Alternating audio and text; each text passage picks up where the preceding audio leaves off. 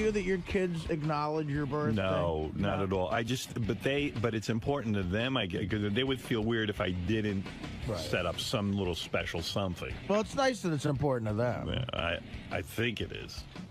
Yeah, I know it is. Will all the kids be there? Yeah, Deborah's in town. Oh, wonderful. Yeah. I did not know that. Yeah, she's in from college, so before she goes back, we have a little dinner for my birthday. Well, that's nice. Yeah, other than that, though, I'm not doing anything. You know, I just... No hoopla. No. Well, do you think that at another significant milestone... No. I can answer your question You'll already. have a big blowout? No blowout. This birthday stuff. Because I've never actually... I don't do the birthday party thing. Well, let's face it. I mean, okay, we did my birthday on the air because it was great radio. It was an excuse to get a lot of celebrities to show up. But between you and me, when you become an adult, enough with your birthday. No, but I see people having, like their 40th. Like you threw a big party for Artie this year because he was turning 40. Well, he needed help. The guy sits on his bed crying every day. Oh, my goodness. Did you hear that? No. Hey, he was on the wrap-up show saying he sits on the edge of his bed crying. Not every crying. morning. Serious? Not crying. I'll find myself uncontrollably weeping for about 10 seconds. What? I swear I don't know what the hell causes it. And then I'll have Get a grip on yourself. Really? I need somebody to smack me. You're like AJ. Well, Yeah, he is. I sit there with a cigarette and I go.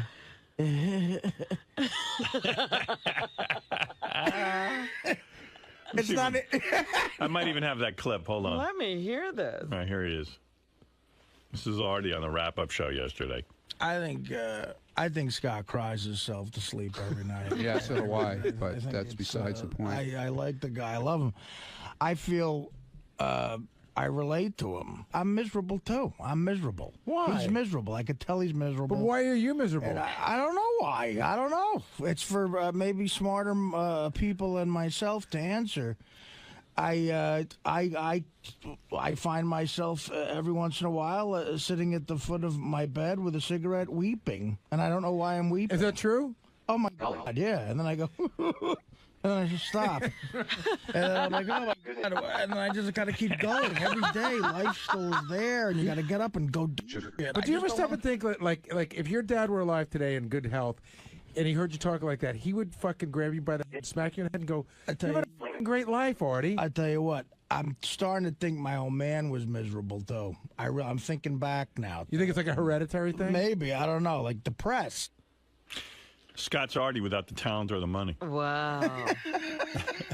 Yeah, people perfectly understand Scott sitting on the edge of the bed weeping. Well, because that was that whole big. We focused extra on Scott's miserableness yesterday, and I'm just like, what do people want from a guy? I mean, he sits there.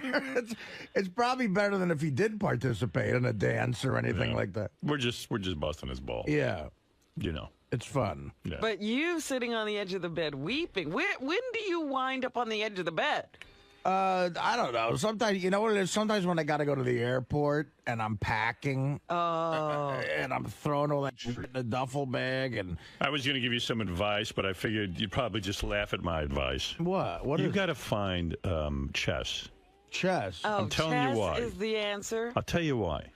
It takes up so many hours. You're so busy with it that you won't even have time. That's what people say about golf. I feel like you have too much time. Spare time. Yeah. See, I feel like I don't... nothing to do. And then when you actually don't have enough spare time. You see, here's my twofold Artie analysis for the day. Hey, thank you. You're busy, doing a lot of gigs and stuff, and so you really don't have a lot of free time. And then when you have free time, you don't know what to do with yourself. Exactly. So if you took up chess, right, and found You that could you liked immediately go to chess instead of sitting on the edge of the bed. You're right, because it's boredom. I'm fighting boredom. You will love it. Right. Trust me on this. Yeah.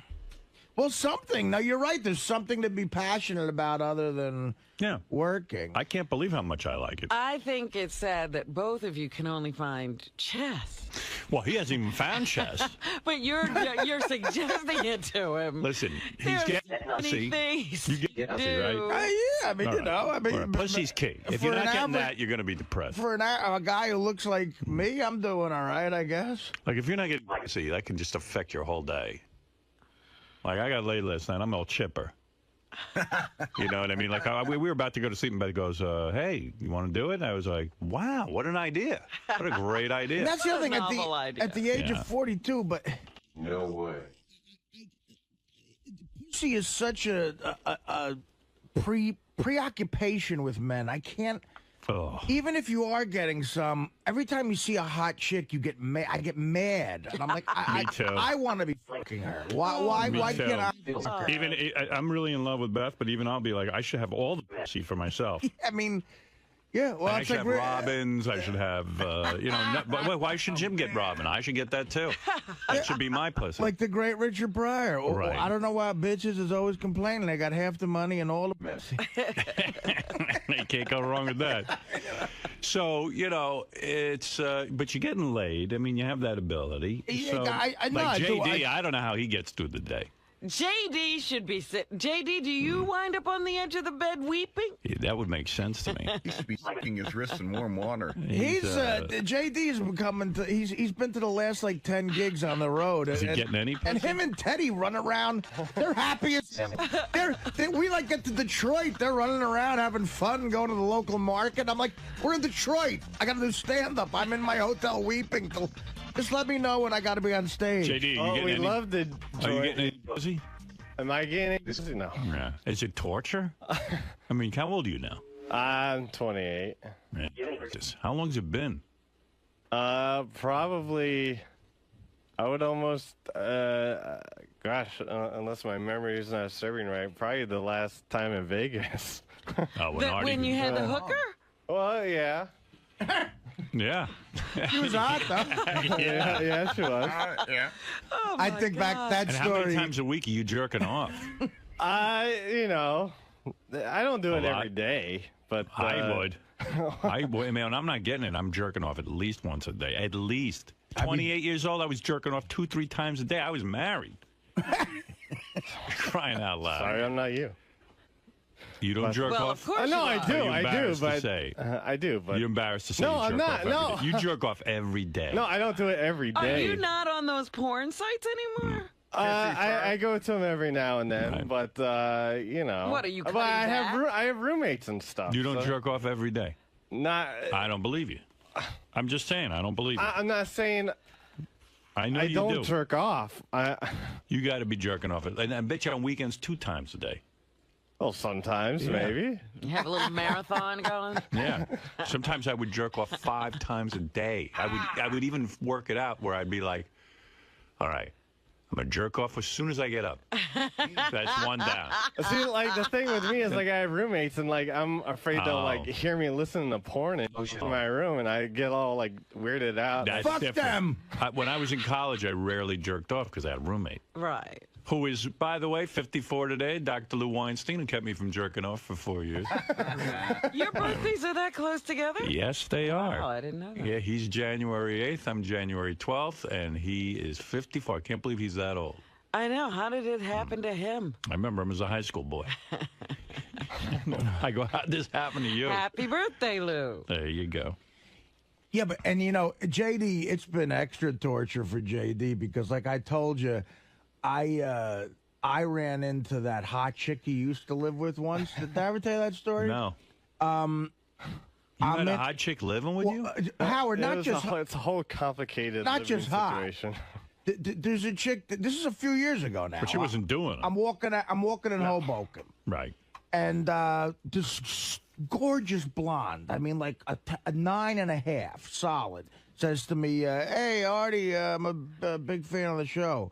And I go, "Oh, thanks." You know, it's the type of chick you walk towards. You go, "Hey, where you going?" Right. Don't go Can away. I come with you? And she says, "Actually, I used to be roommates with JD." I said, "You were?" She goes, "Yeah, me and JD were roommates, me and him and a couple other kids for like a year or so." And I'm like, JD lived with. You lived with that. That broad. girl like a was couple walking months. through your house every day. Dude, was that torture? That had to be See, torture. the thing was, is like it was a friend's sister. We had to stay there because our apartment wasn't ready. But like, were you fantasizing about her all the time and like totally sexually? yeah. Oh my frustrated? God, she was totally hot. But she had like one of those boyfriends. I know, but One of so those what? things called a Abercrombie and boyfriend. Fitch guys. Yeah, were you thinking that maybe you could like get her or something? No, I had no. No delusion. No. Did you ever look at her like panty drawer and stuff? No. Tell the truth. No, You no, lying no. bastard. I I haven't gotten that creepy. No. Really? I got 5 minutes to check out her I bras. see no like. But like when you would lay in bed at night, would you like fantasize and jerk off to her? No. Oh, you're so full of I'm shit. not. Get Because I outta was here. at that time I was sleeping in the same room with my brother and I someone don't else. care who you're sleeping I with. used to jerk off to my brother. Really? He's hot. You got jury duty today. He's got jury duty today. I know. Hey, you know what I heard about JD? So at John Hines' daughter's bat mitzvah, there was this hot dancer there, right? And she asked about one of the guys that works here that wasn't JD, and he was getting all angry. He's already in a war with her. But he's like, I hate her. I heard you were getting all pissed off. She doesn't like guys with great personalities like me. Exactly. And she's only into our looks. But he creates a whole scenario and then gets pissed. Well, at least someone's interested in him then. I got nothing else to do. They're not talking to me. Who did she ask about? Tim's assistant. I figured as much. Yeah. Jared. Jared. You know what's great? Jared got her number. You know what's great though? You know what the first thing she asked about him was? What? She asked somebody if he was gay, and then when they found out he wasn't gay, she's like wanted to meet him. But we Don't were you all, hate good-looking guys? You're like me, man. Don't you hate good-looking guys? Of course. That had a. It's true because with a hot chick, sometimes you do create a scenario when you're in it, and then you're going out. right. And then when there was somebody else, you get all mad. You realize we're all animals, and what it is women select their man based on like looks and status. Dude, I've known this since I was freaking in middle And school, you can't dude. get laid, so you know. So guess what you got to get? Status. I heard you don't even talk to Jared because he's good looking. Like you won't even. Is that right? it's- You hate it's- him? It's not only that. We just have, opposing personalities, and I choose not to talk to How would even know what your What's personality is? Well, opposing personalities. What's his personality? just You mean like you're like kind of like a loser and he's a winner? Is that what you're talking about? I don't know. You mean his personality is good looking and yours isn't? His personality is opposed to yours. It's the complete opposite. You know, JD, I got to tell you, I think Jared has a personality and JD doesn't. He doesn't. Right. I'm the same way. All right. I'm the same way. Like, if a good-looking guy, I'll tend to hate them. But Jared actually is a nice guy. Well, that's he's nice to you, but Oh, he's not whatever. nice to you. He's not nice to you. He's been very arrogant sometimes, and I've just Oh, chosen. really? Oh, I don't like to hear Whatever. that. I really don't want to talk. How is he like? How does he even interact with you, Jared? I mean, you have it nothing to do hasn't with him. happened for a while, so When was he arrogant to you? just it's not like. No, I he's wanna just- know. He's just been he's thinking he's being funny, and I don't think it's. What that does funny. he do? He goofs don't on know. you? That's not right. Oh, that's wrong. No. He's fine. Whatever. No, why won't you talk to him? Come on. No, Are you mad at him because he has a life? You hear him I am talking about too. his life and you get pissed? Yeah, he got her number. I'm going to war with him. Well, I heard your thing is you like chicks with big asses. Like on the internet, that's what you look for. Oh, Everyone tells me big that. boobs and big asses. I like them big. Yeah, Nothing wrong with that. we should set up your old roommate with Jared. I'd love to hear how Jared goofs on JD. Really? Yeah. Everybody goofs on. You know, there must have been some incident that he come clean, man. What happened? I don't even remember like the joke or whatever it was. We were joking out in the hallway, and I just was tired of it, and I said, I just won't speak to you ever again. And of course, he was joking. He goes, "That's fine with me," and I go, "Okay," and I took it serious. That was the end. And now you like when you pass him in the hall, you won't even say anything. Not really, no. How long has that been going on? About a couple months. See, that's why JD likes me, because I'm ugly. Yeah, he likes me too. I'm his hero. I'm the ugliest. No, I look like a chicken. Howard's my hero. He looks like a chicken. I like Howard. He looks like a pelican. No one ever asks if I'm gay. I like 𝗦𝗵cie. He's a good-looking guy. We're friends. Nah, We get along you fine. probably don't like him either. I heard you freak when all the hot interns like Jared Oh. on the intern show when they all get on there and they go, Jared's Right, like, right. I really like Jared. I What's guess Jared and Will? You could have that argument in your. Jared's a rotten guy. He'll only hurt them. I would be good to them. Why can't they recognize my beauty? Yeah, he would only fuck them. Those bitches are so shallow. He'll gonna feel sound good and you leave him. I would tell him about the screenplay I'm never going to write. I'd show them my iPod. Yeah, when are you gonna get your directing career into I gear? don't know. I don't know. Yeah, I got an email from J.J. Abrams. There's a guy maybe you should fashion your life after. No, I respect his work. It's good. Waiting to see Cloverfield. Yep. We were supposed to have a screening of that, but I can't get it Really? together. Yeah, I mean, I don't know. Because everybody's a buzz about that, too. Yep.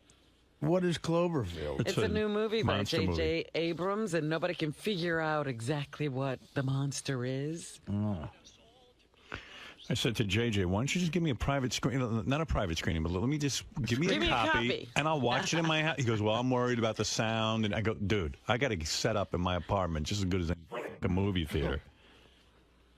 You know, which I don't, but He wasn't going for it. I don't know, maybe. I just, and then they said, well, we'll give you a copy to see, but a guard has to stand in your apartment while you watch it. Oh, that's I said, do no. you fucking guys really think I'm going to bootleg your dumb movie?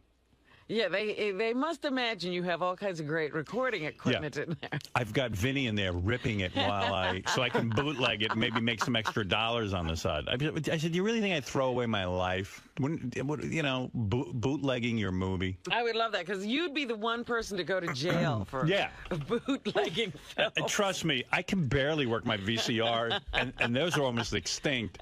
You still have a VCR? I do. I don't use it that much, though. Yeah, who's using videotape? I really don't need one. But I don't know. They seem to feel that I'm such a criminal mastermind, I might actually bootleg the video. Like, I'll have someone copy it. I'm like, Jesus, you could trust me. I'm not going to bootleg break that code in 10 seconds. People must think I'm insane. Like, they're going to let me a movie, I'm going to bootleg it. Yeah, I'm a bootlegger on this. That's how I make my real money. Show business. I don't even have to direct or write movies. I just steal them. That's right. You're the reason all those movies are for sale on the street corner. That's right. And then I have a connection where I sell it off to him, and then we just make huge profits. Well, you're the manufacturer, and then Yeah. you have a distribution network. Yeah. I'm like a bootlegger. The Kennedys. The original Kennedy. I can relate to still having a VCR. I still have a VCR for one reason. My 3 favorite porns of all time Right. are on video videotape. cassette, and I don't know how to transfer them. What am I going to do? Give them to Vinny. In my bedroom, I still have a VCR. And that's funny. they're porns that I did. They're my go-to porns. I've hired 75 Chinese people right now in my apartment who are duplicating Cloverfield right now. Yeah, well, see, that's what I thought. I thought it was happening in China. No. It's Chinese people in your apartment. Right. They're American Chinese. So I said, so then I said, I think that'd be a bit creepy, inviting someone into my apartment to watch me watch the movie. Could you imagine? That's a funny. So that's a funny sketch. Like, what do you do with the guy? You offer him coffee? I said, I'd love to see. Would you like some popcorn? I'd love to see your movie, but I think I'll pass on that offer. Yeah, you don't want to see it that bad. Yeah, I mean, it's not that. I can wait. Wait till it comes out on video. What can I tell you? Well, JD, good luck at jury duty. Thank you. All right. Are you not going to Vegas? I don't know. We'll see how long this case lasts. Dude, you gotta come. I'm trying. You only get laid in Vegas. I and know. You're blowing off a trip. What Trust happened me. to the role he was on? For a while, he had that porn girl. Yeah. She burned She his lives ass. out A in Los married Angeles. woman came into town just to have sex with him. Porn girls are so fleeting, Robin. Yeah, what happened to that married woman who came into town to have sex with you? She went back to town. Went back to her husband. she had enough of that sugar.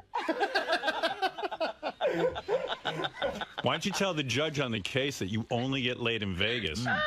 I bet you he'll let you out. I mean, You need to go. I have a hardship situation. if I only Your got... Honor, Look at me. Do I look like I'm getting laid here? I got a Vegas, and he got me laid. He pays the money for my...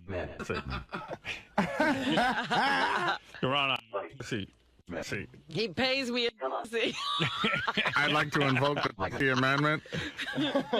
Actually, that's true. You know what I heard? Some of the same friends who helped secure your last date in Las Vegas are helping throw Levy. His wedding is now turned into an engagement party. Oh, okay. So it's going to be fucking happening, man. Yeah, you got some pussy. You'll have a date. I'll see how it goes. He wouldn't lie on jury. He could have been out of jury duty in 2 seconds. No, I don't know about that. Right. JD, do you really have it out for Jared? Do you really dislike him that much? I really care not to comment. How come? Because I just would care not to comment. Because it creates an awkward situation at work. Well, I mean, it's already awkward enough. I don't need to, keep it up. But are they accurate? Do you really hate people that are able to get girls, and do you resent him for that reason, or is it just more of a personal? I don't hate people just because they get. I mean, if I did that, I'd hate just about every other guy in this world. Right. But it's whatever. How are you going to get out of this jury duty, man? You got to go to Vegas. I know. I don't know. I just gotta figure it out somehow. Sal, Yeah, man. what should JD do? He's got to get out of jury duty. He's got to go to Vegas and get laid. Just do it. Just do it. Wow. You have to actually film this. Yeah. This is something you need to film. This question. Yeah, no guess. It's like JD. What color shirt are you gonna wear tomorrow? I don't know, maybe white. I don't know. You have a belt on? I do. There you go. There's today's show, folks. Hope you enjoy it. Jared, what's going on with you and JD? JD doesn't want to speak to me anymore because he thinks I've insulted him and I've acted arrogant towards him. Have you, though? I don't think so. What it was is a little misunderstanding. We had a fantasy football league in the studio. Everyone was playing, and I did a little talking on the message boards to JD about his team. And ever since then, he said that all he wants to have is a professional relationship where he only speaks to me if he needs to do some work. Now, do you think this is sort of a mask for deeper-rooted feelings of jealousy he has about you and your good looks? I don't know. I've never asked him, never thought twice about it. I just don't understand what's JD's problem. Does it piss you off when your name is mentioned on the air? And I find it hysterical. I thought it was pretty funny today. This was a really, really funny segment. now, as a good-looking young man who can get girls, what do you think JD should do in order to change his approach and become more successful? More positive. That's the most negative kid I've ever seen. The second he sees someone that's beautiful, he immediately, thinks that they're horrible people. So, he meets a pretty girl and all of a sudden he gets angry with them. Stop being negative, JD. I hear you. I hope you guys can repair this. Thank you.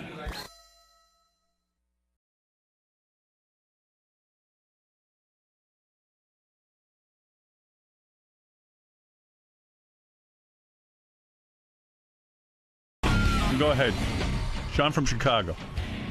Hey there. Hey. Happy New Year to everybody. Same to you. I thought you guys would like to know, I was at the 𝗦𝘄𝗿𝗍 on Saturday, the outdoor bar there, Howard. Mm-hmm. Sure. And it was a beautiful day. I was there with my girlfriend. We were drinking mojitos, and we see this guy walking toward the little eating area right by the bar. I know it well. He was with a black gentleman that was about his same height, but nowhere near as wide. And it ends up being Artie. Yeah. So, he was there. We're huge friends of the show and love the show. And we were so happy to see Artie. We went to It couldn't be Artie. He was in rehab. He called me that very day and told me he was booked in rehab, intensive therapy. Well, he was in one of those white robes that you wear at a resort. So, but I imagine that you just escaped. In rehab. He was in a straitjacket when we spotted him at the. Was he drinking? The interesting thing was, it looked like he and this black gentleman that he was with were headed straight for a table right by us. And now we had had a few drinks, so we weren't thinking that of his current problems, so we were going to send him a drink. Not bother. I know that celebrities don't ever like to be bothered, but maybe just thank him with the drink and just give him a quick cheers or something. Yeah, not a good idea. Well, now I realize that. But anyway, he came to the open table, beautiful view, you know it well. And then something happened where he just got really scared, and before he sat down, he turned around and ran right back to where he came from in the Satai. So I don't know what happened. Wait, the real Artie's on the phone. The real Artie. All right. Artie. Howard, what's up, man? Hey, man. This is really Artie? I don't know. It could be tape. It's probably not. How you want me to give out your address in the Hamptons? No. How about saying today's date? Today's date is January the 5th. That's Artie, everybody. Right, so you're really talking to us. Hey, man. What's happening? Listen. I had a call because I'm getting 2 million calls that I was out on a boat with Ross. No. Ross said you weren't on the boat, but you were at the Satai in Miami when you called me and told me you were in rehab. Listen.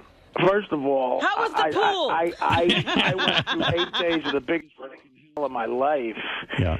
I'm using the word rehab because it's a bunch of things. It's a place where people go to get off drugs. Absolutely. I was there with a bunch of people trying to get off heroin, sleeping pills, blow, crystal meth. Yeah, people can do that anywhere. Yeah, but I want to listen.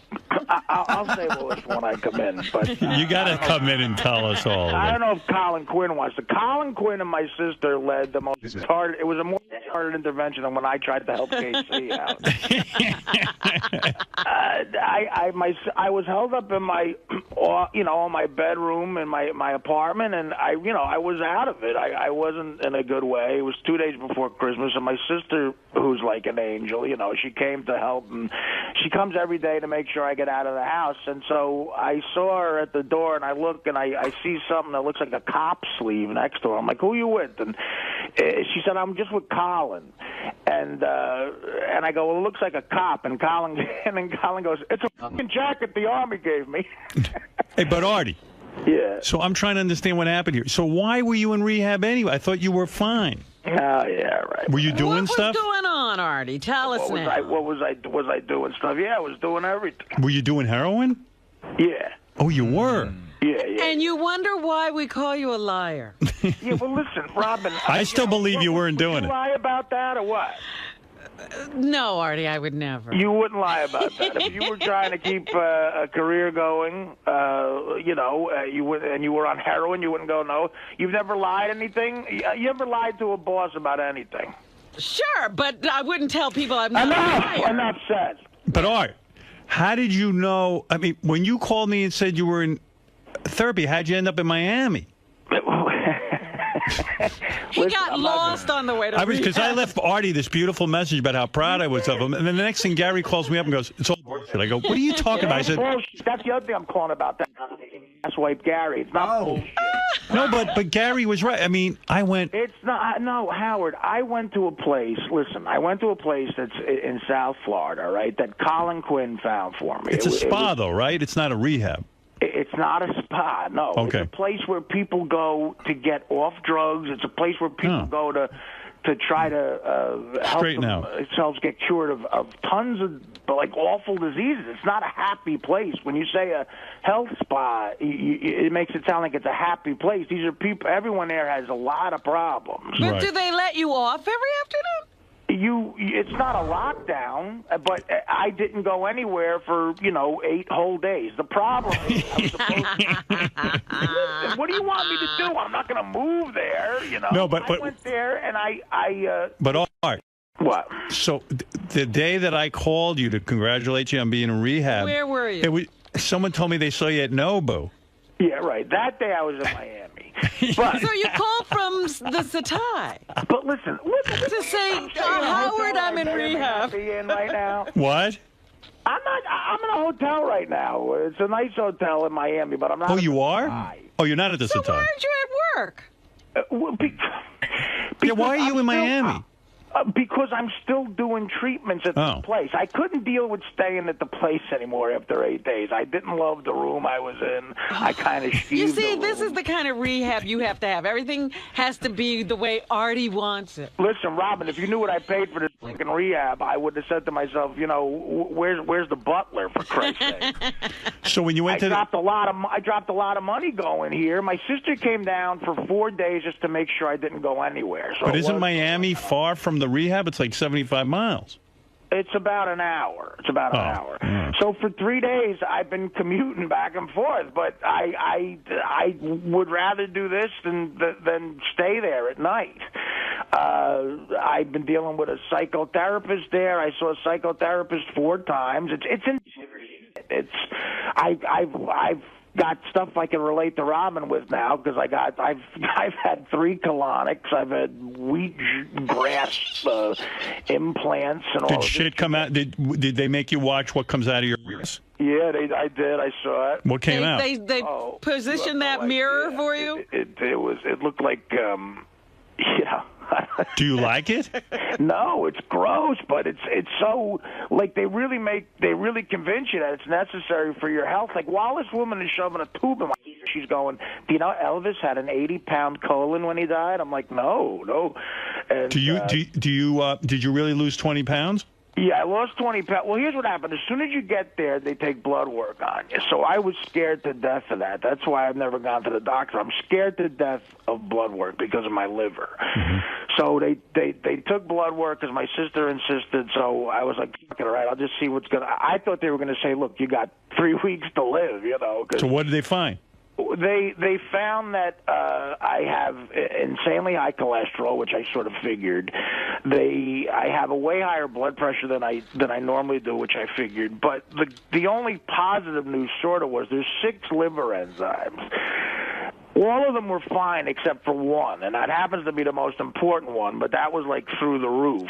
And they said, look, the good news is it's reversible, but you have to do something immediate. So they put me on these treatments where this wheatgrass stuff, when they put wheatgrass up your ears.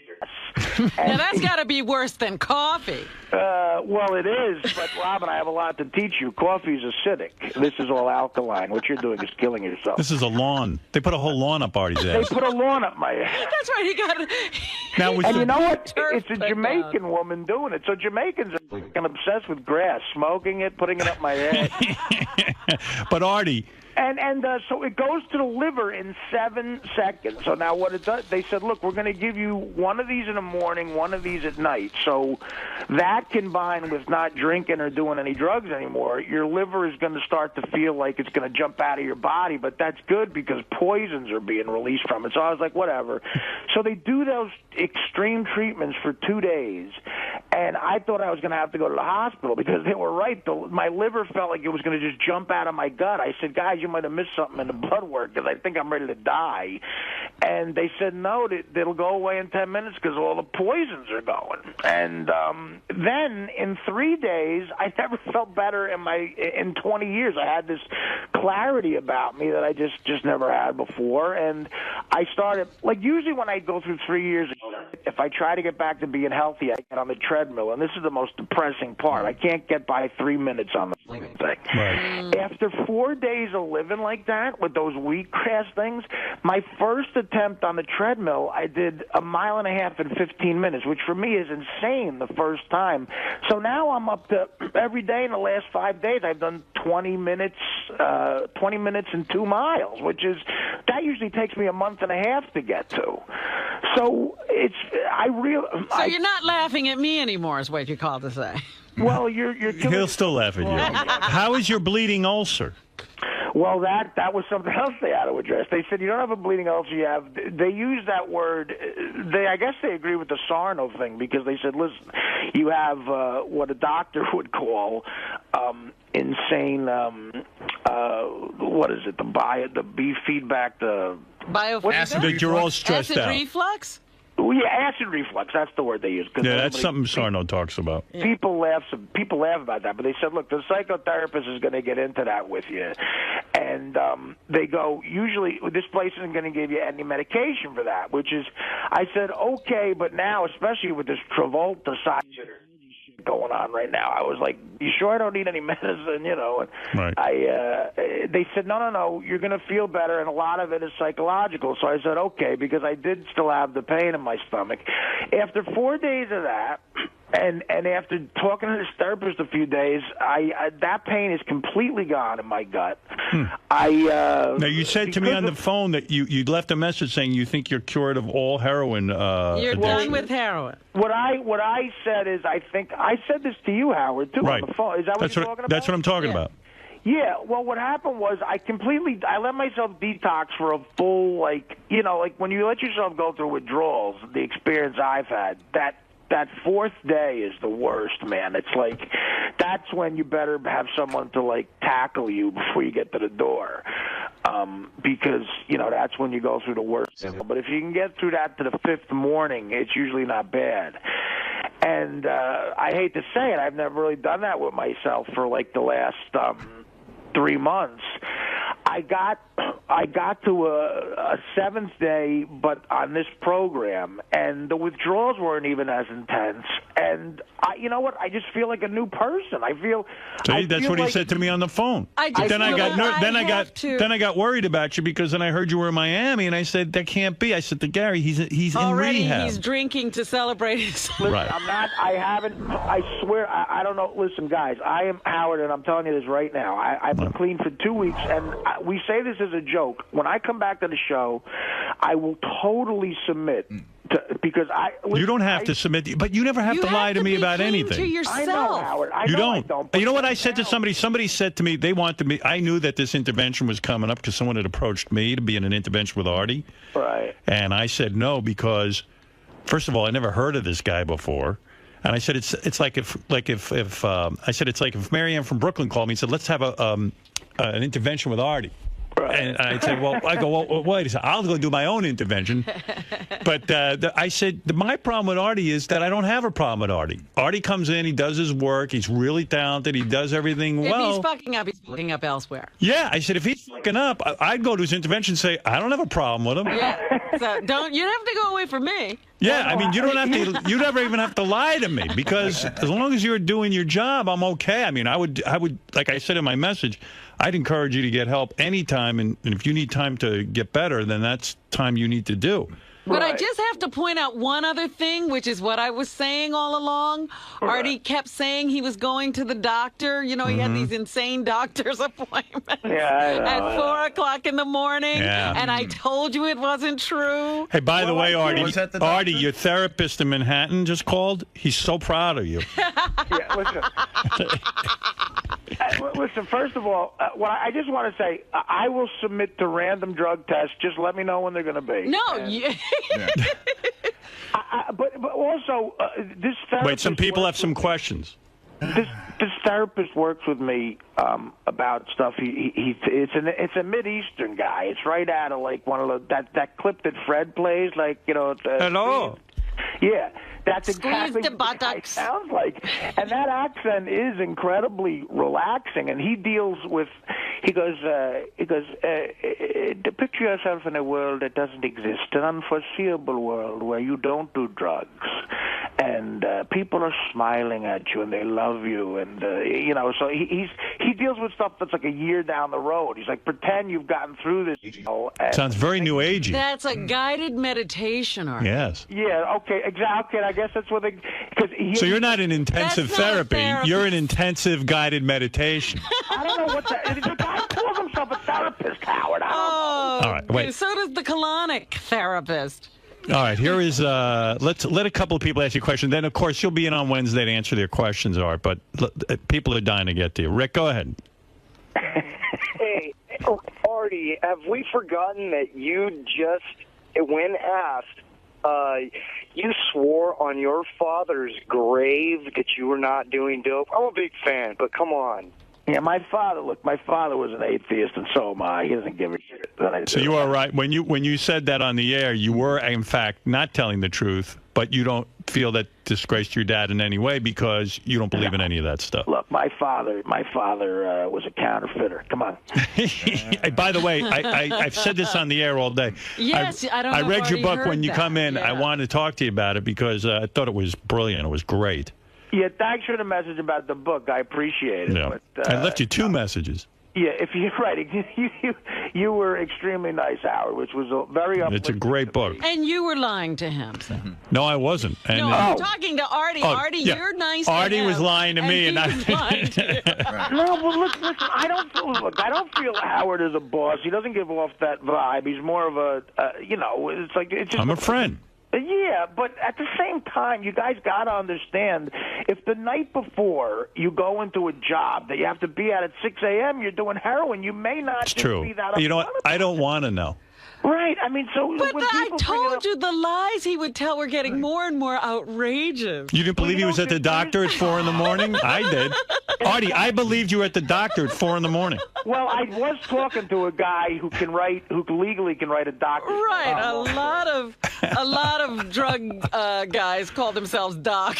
Right. No, he was a guy who the port introduced. Put it this way: if you had a bullet in you, he could get it out of you without doctors knowing. All right, Mel, you're on the air. Hey, what's up, Artie? Hey, man. You're funny, man. You got some great shit. Thanks, buddy. What's the number to this commuting rehab? It's not in Miami. It's not in Miami. It's in. You know what? The name of the place is 𝗵nci𝗄𝗿𝗍, which is. Oh my God! I know that place. You know about that? Is it a spa, Robin? It's a wellness center. I don't know that it qualifies as a drug rehab. There were tons. The name is Hypocrisy? Hypocrisy is where No, Artie is. No, really, what is It's it? called Hippocrates. Hippocrates. It felt like it says hypocrites to me. But you know, this guided meditation guy. By the way, you hear my phone ringing? That's a bunch of people calling me because now they know the hotel I'm not in. But anyway. Hey, Artie. Wait, you know, this guided meditation guy says to me, he goes, picture a world where unthinkable things happen. Like, there's a subject Robin Quivers knows nothing about. No, but what I heard is that your sister and Colin tried to get you to go to rehab, but you said no. Well, here's what happened. Then the only thing, wheatgrass clinic. the only thing that he agreed to was this. Yeah, well, my sister had my car, the car all set up to go up to 𝗵𝗵nci𝗄𝗿𝗍, New York. Wait, that might be room service. Yeah, there's one thing he hasn't given up. He's still eating. Yeah, believe I got an egg white omelet with steamed spinach coming up here. I've been. Wow. Another good line. Hey, listen, you want to interview the waiter? All right, but why couldn't you do that in New York, man? You could have been on the show and then. I'm going to try to do it in New York. That's the point. I'm trying to do it in New York. All right, well, you can't leave the guy who tells you to envision a world where you don't do drugs. Right. Yeah, no, he did. He told me that, though. The website calls Artie's Rehab Center a health institute. I'm That's looking what at I'm saying. It's a wellness center. Yeah, but all right. Hey, it's helping him. And really but he feels good. ill people go there. I know that for a fact. So he's doing well. Really ill. You know what? My roommate, well, I wouldn't let myself have a roommate, but the person who would have been my roommate was a 4th stage of lung cancer, you know, and the people who I met in these story. In these, is this my cousin on the phone? Yeah, I mean, what is going on here? Yeah. And people were there to get off crystal meth, to get off blow, to get off heroin, all sorts of opiate addictions. I mean, what do you want me to tell you? Let me ask you something, Artie, because somebody said that they sent 2 people with you to Miami. No, what it was is that I guess his sister said to 2 guys who were going there, can you keep an eye on Artie? The next thing we know, Artie's dragging them off to Miami. Right. Well, how did you find out? How did you find out about all this? Oh, I find out everything. I know you do. Yeah. So you took 2 other people out of the place. Yeah, he's already corrupted 2 people and brought them out to Miami. 2 people. I met this one guy who was like a billionaire, and he says to me after 5 days in that place, he goes, "I got a car." I said, "You have a car?" And they made a break right around the corner from the wellness center. The guy's got to move. Spearman Rhino. So Howard Spearman German Rhino is walkable from the wellness center. Oh, no. Did you go over? The two kids did, and they almost got me to go. And I said, you know what? I can't do that. I can't. If I go there and someone recognizes me, forget about it. I'll end up getting coffee for Elvis Duran. Oh, that's so funny. When are you coming back? Are you on Wednesday's show? Yeah, I'll definitely be on Wednesday's show. I got to hear these stories. Well, now you made me feel guilty. I'm going to blow off this other thing. No. No, You do whatever your thing. you need to do. It's okay. Don't worry about it. But I know. Look, I apologize to Gary. I heard he said it was bullshit. I know why he would think it's bullshit, but I swear to you, I did a really strict health regimen. What are you swearing on? Can you swear on something? You don't believe in anything. I didn't know you were back on heroin. Listen, I see this girl every once in a while who's not the best influence, put it that way, right. And every once in a while she's around, you know. And, I know that girl. Yeah, you do? Yeah. How do you know her? Met her at Artie's. All right. Oh, you know what? Robin didn't meet her. You see, I know what's going on. All right, well... So what are you going to do now? Are you going to be now thin, healthy Artie? Like, are you going to... Well, I'm going to try to get way thinner. I mean, you know, look, I weighed myself when I left for the place, I weighed 301 pounds. It was terrible. And when they re-weighed me again a few days later, I was down to 287, and then I got to 280. I haven't weighed myself in a little bit. Look, I wanna get thin. I shaved for the first time in 3 years. It feels like I of course, getting thin is part of this, but just keeping this clarity that I have off of dope. What do you see when you're so clear? Yeah, I feel great. Hang on a second. Come in. Listen, it's like a three-ring circle. What's going on? Well, you guys are there announcing what hotel I'm at. I did not announce what hotel you're at. Who knew you were at a hotel? I thought you were at a wellness center. I was in a wellness center that got to be... Well, you announced what wellness center you're at. I love when he blames me. No, I'm not blaming you. Oh. When I called the show, a person called me up and said, Art, they said you're at the 𝗦𝗲. And I said, what? What's going on? No, they said they saw you at the 𝗦𝗲. Oh, yeah, well, I was there. By the way, the Nobu here is amazing. They saw you at Nobu. All right, listen, Artie, it's getting late. I want you to... I'm sorry, buddy. No, don't be sorry. We're finishing work today. Yeah, we're at work. And I'm finishing rehab, Robin. So, listen. You know, Artie, I love you. I love you, We want to see you get well. I'm really happy you're feeling good. I do feel great. As I said in the message, I encourage any kind of help you can get. Thank you. And I'm happy you're doing it. I'll see you on Wednesday. Feel good. Feel better. And Howard, I'll explain why. I am, you know what? I'm at Caroline's Thursday night at 8. Perfect. Friday night, this Thursday the 8th, and Friday night the 9th, I'm doing 3 surprise shows at Caroline's. And I'll explain why I'm doing that. I wanted to make sure I did that after I came back to you guys, obviously. But I'll explain why all that's happening. But people will be seeing the new Artie, 20 pounds lighter and fully shaved. Fully shaved at Caroline's this upcoming Thursday. All right. Buy tickets now. But I will explain why I did that, too, because I heard you guys were goofing on that. Artie's Biggest Loser tour. Yeah, okay. You guys, if you need me, put up the Fat Loser stick. What is it, Ralph? Yeah, Ralph wants to say hello to you. Yes, Ralph. Artie, I'm glad to hear you're doing well. Ralph, 1 second. I really got to let the room service. Go ahead. 1 second. Room service. No boo. He's got room service in rehab. I'm not holding out much hope on this one, but no, I don't think this will last. Next week. Yeah, well, you could see why we were thrown when, as I'm making phone calls to Artie over the weekend, telling him how proud I am of him, then we find out he's in Miami when he's supposedly at the wellness center. But you always do that. You always get proud of him, and he lets put it. My suite is so enormous. You know what we have to do? Put it right on the coffee table, buddy. We have to find out, how much he laughed at 𝗦𝗫𝐺's texts. Hey, put that guy on the phone. I want to ask him what's your breakfast. All right, hey, waiter, come here. Waiter, come here. Sir? Waiter. He's a Chinese guy. Hey, come here, buddy. Tell me you know who Howard Stern is on the radio? You ever hear Howard Stern? Satan. Talk to my friend here. He wants to know what I'm eating. Tell my friend what I'm eating for breakfast. Yeah, come here, buddy. Come here. He's going to get on. Step over that cocaine right there. Artie sounds like he's high now. Yeah. Hi. Yes, sir. The client is having one omelet and orange juice. Yes. Yes. That's it? What's in the omelet? Spinach and mushroom. And is it egg whites or? No, it's whole eggs? Yes. Another lie. See, and is he having toast with that? No toast. No toast. Interesting. What kind of bread? No, nothing. No bread whatsoever. Is there butter on the? Did they cook it in oil and in butter? No, just vegetable oil, no butter. Oh, good. Okay. What else? Impressive. What else? No Just cupcakes. Yeah, no cookies. Just a simple omelet and orange juice. And is this the first time you've been in his room this morning? Or have you made multiple deliveries?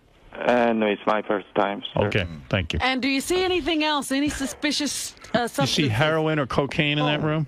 Go through the drugs. No, nothing. Is it neat and tidy, or does it look like an orgy place? Has the bed been defecated in? Does it look like Sodom and Gomorrah? Actually, I don't understand what you said. I'm saying, does it look as if there's any human excrement in the bed? Yeah. There is, okay. Nothing. Thank you very much, sir. I appreciate it. Thank you very much. Right, bye-bye. Yeah. Thank you, buddy. Sorry. Guy says there's no excrement in the bed. Oh, God. I know what you... Hey, dude, that double sawbuck is for you right there. Thank you. Nice. Go ahead. Hey, Artie, so if you're like... Get Ralph, I'm sorry. If you're like in rehab... No, this is great. Well, if you're in rehab... I'm not in rehab right now. I'm at a hotel. He's taking a break from eight horrible days in rehab. He goes to rehab later today. Howard, I want to see you. Howard, I want to see you last 4 seconds at this place. All right, but how can you take off because you didn't like the room? No, because I tell you what, I promised them, look, guys, I'll stay here for a week, but I got to get out of the room. I skeeved the rugs, I skeeved everything, and there was no water pressure. And but I promised I'd stay there. New Year's Eve, I was so tired from all the wheat grass up my ears. I went to bed at 8 o'clock. I woke up the next day. It was 2009. I could care less about it. They were having an all-vegan band playing. I swear to An all-vegan band? Who cares what the band is eating? I said, yeah, what do I give a fuck if the drummer's a vegan? And Artie, we'll see you on Wednesday. Yeah, all right, buddy. We'll straighten this all out. That's enough time? Yeah. Yeah, that's enough. He already feels better. I mean, what more is he going to do there? Yeah, I mean, what do you want me to move here? First of all, Miami, it's beautiful here for a few days, but it's such a scene down here, it's become corny. What a joke. Oh, yeah, it sounds miserable. Yeah. And you know what? For a few days, it's all right, Ralph, but the people here are just, it's like... But, Art, you don't have to be in Miami. You could go back where the rehab is. Yeah. Well, that's even worse. Yeah. But the place Hippocrates is amazing. If you got a drug problem or if you're... If you could deal with low water pressure. No, if you really want to get off drugs, go to a drug rehab center. No, Ralph, you could deal with low water pressure. You're not happy with... Look at this on the website. Hippocrates Tropical Rainfall Therapy. Right. Yeah, that's what Artie's getting. That's a different place. Is that by Spearmint Rhino? Tropical Rainfall Therapy. Yeah. You know who's on the front page of the website for this place? Who? William Shatner. Yes, that's right. They love Shatner, and who's the other guy they love? They want Robin down there big time. Yeah, I've been planning to go down there, but I don't have nearly the problems that seem. Well, I hope you have 15 G's. Hey, Art, so I'll see you on Wednesday. To feel better. I hope this is successful for you. So far, so good. I do. You'll see. I got to look better than I did before. Right. That's not hard to do. All right, and I have a lot more to tell. I want to discuss more about the book. I have questions for you. I'm going to explain to you why Orlando Jones doesn't want to speak to you. You will? Yeah, I've got it all figured out. Well, you know what? He actually tried calling me, so he might be wrong. But all right. But you know what? I'm dying to hear all your opinions about that. Yeah, I want to talk about the book, and then I even want to go through my whole chronology of like getting the phone call from you, and then me calling you to congratulate you, and then finding out you're in Miami. Whatever. Why you didn't go on the boat, Artie? Because, you know what, and I swear to God, you get Ross in here, I didn't go on the boat for 2 days because I had appointments at rehab. I had to go to a meeting. No, that's what he said. Ross looking tan. Yeah, look at you. I don't want to betray the guy. You're not betraying him. I got word, so you're not betraying He never anybody. came on the boat. Never saw him on the boat. Oh, you didn't? No. Did you see him in Miami? We tried, but he was going back and forth. Oh, so he was in Miami? Yes. Yeah. Back and forth for his sessions. Those were spa treatments. No. He called me and told me he was in intensive rehab. Then we found out he went to a spa. I don't know what you call it, but then we heard he checked into in Miami into the 𝗦𝗁. I think just to sleep. Honestly, I swear to you. But why would you leave rehab if you're in rehab? I don't know. Maybe the beds were nicer. I don't know. But he was honestly. But he wasn't with you on a yacht.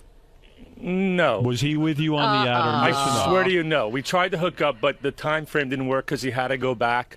He had like early afternoons off, so he'd go back and forth. I swear to you. All right. Afternoons off from rehab. A lunch break.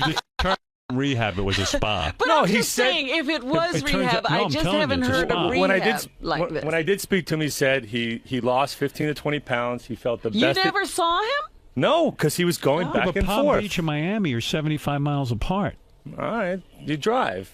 So if you're in rehab, they don't let you out to go to Miami to party. I don't think you know. What?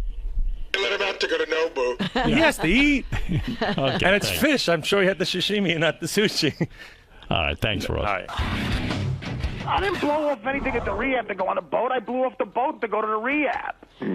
Yeah, Artie had the raindrop therapy.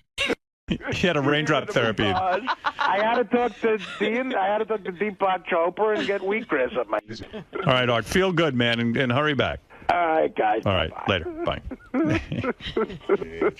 The ongoing saga of Artie. You just called in.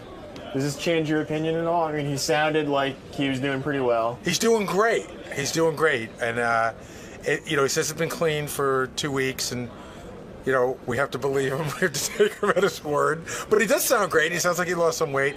It's, I defend myself. I mean, maybe when I said it was all bullshit, I maybe overreacted, but I defend myself that Artie is not in rehab. But I think in Artie's mind, he thinks he is. Do you know what I mean? Like, I think that this is the best version of rehab that he thinks he's in. Yeah. I mean, he said up front, they wanted him to go to a place in 𝗦𝗁𝗲, which was a real rehab, but he said he wouldn't go. So this is what he would agree to. But it's a high-end spa detox that people with drug problems go to. But what I got out of it is Artie, I definitely believe, is detoxified, but I don't know that he's addressed any of the issues of why he takes drugs, and that's what the other rehab I had hoped would do for him. Now, were you surprised when he said that? I'm surprised by nothing, by the way. Well, he said he was doing heroin recently. I'm not surprised. Really? No, we all knew that. We sort of had a feeling something was up. One of the guys in the office was saying, if this was 3 years ago, we'd have gone, oh my God, it would have been like earth-shattering news, and we were all like, yeah, all right, he's doing it again. I think if you go back, I said he was using, I don't know what, but he was using. And you seem to be the only person. No, well, you know what? That's why drug users lie, because if they're consistently lying, even though their lies are ridiculous, people want to believe. You want to believe your friends are telling you the truth. Now, do you think his colonics are helping him at all? Sure, they are. Actually, they really are helping him, but not with his drug problem. Is that maybe a stepping stone towards... Only if, again, I told you earlier, this is another one of Artie's attempts not to get treatment. What's on your mind, my friend? So, Fred, yes? When everyone was wondering if Artie was on drugs, you recently have been saying you thought he might have been boozing. I definitely thought he was boozing. I never want to imagine the worst of somebody when they're going through a tough time. Does it shock you that he was doing heroin recently? No and no. And I'll tell you why it doesn't shock me. This was something I tried to get into before the holiday break, and I was telling everybody, I said, did you read Artie's book? Did you read Artie's book? I mean, that's when I knew, like, the guy was in trouble. I go, I don't think I'm hallucinating here. I think the guy is like a ticking time bomb. And I worry about the guy. I guess you can't worry too much because Artie's going to do what Artie's going to do. But, you know, it's like I read the book and I read what he did before, and to me it just seemed like nothing that he was doing in the past was ever getting solved, and history was bound to repeat itself. So no, it doesn't surprise me. Now, what do you think about his little stint in this this so-called rehab? The so-called rehab that he's going to is kind of like going to Pam Anderson for marital advice. Whatever. All right, we'll hope for the best on Wednesday, I guess. Hope for the best.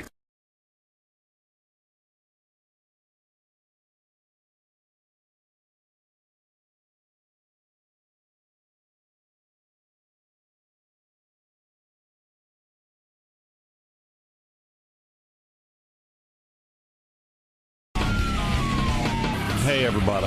Well, where do you want me to start? With the Artie saga, or why Artie's not here, or what, Artie's not here? How much do you know? I don't know anything because I've been locked up in the desert. You know that. No, I didn't know you were in the desert. I was in the desert, locked up. How'd you get out? So the jailer went to sleep. I got a bunch of stuff to talk about. I just, I could just take a few phone calls because a lot of people are pent up and want to say hi. Or do you want to get right into the Artie saga? Well, I mean, Artie's chair is, just looming. vacant. Yeah, it's bothering you. Yeah. Yeah.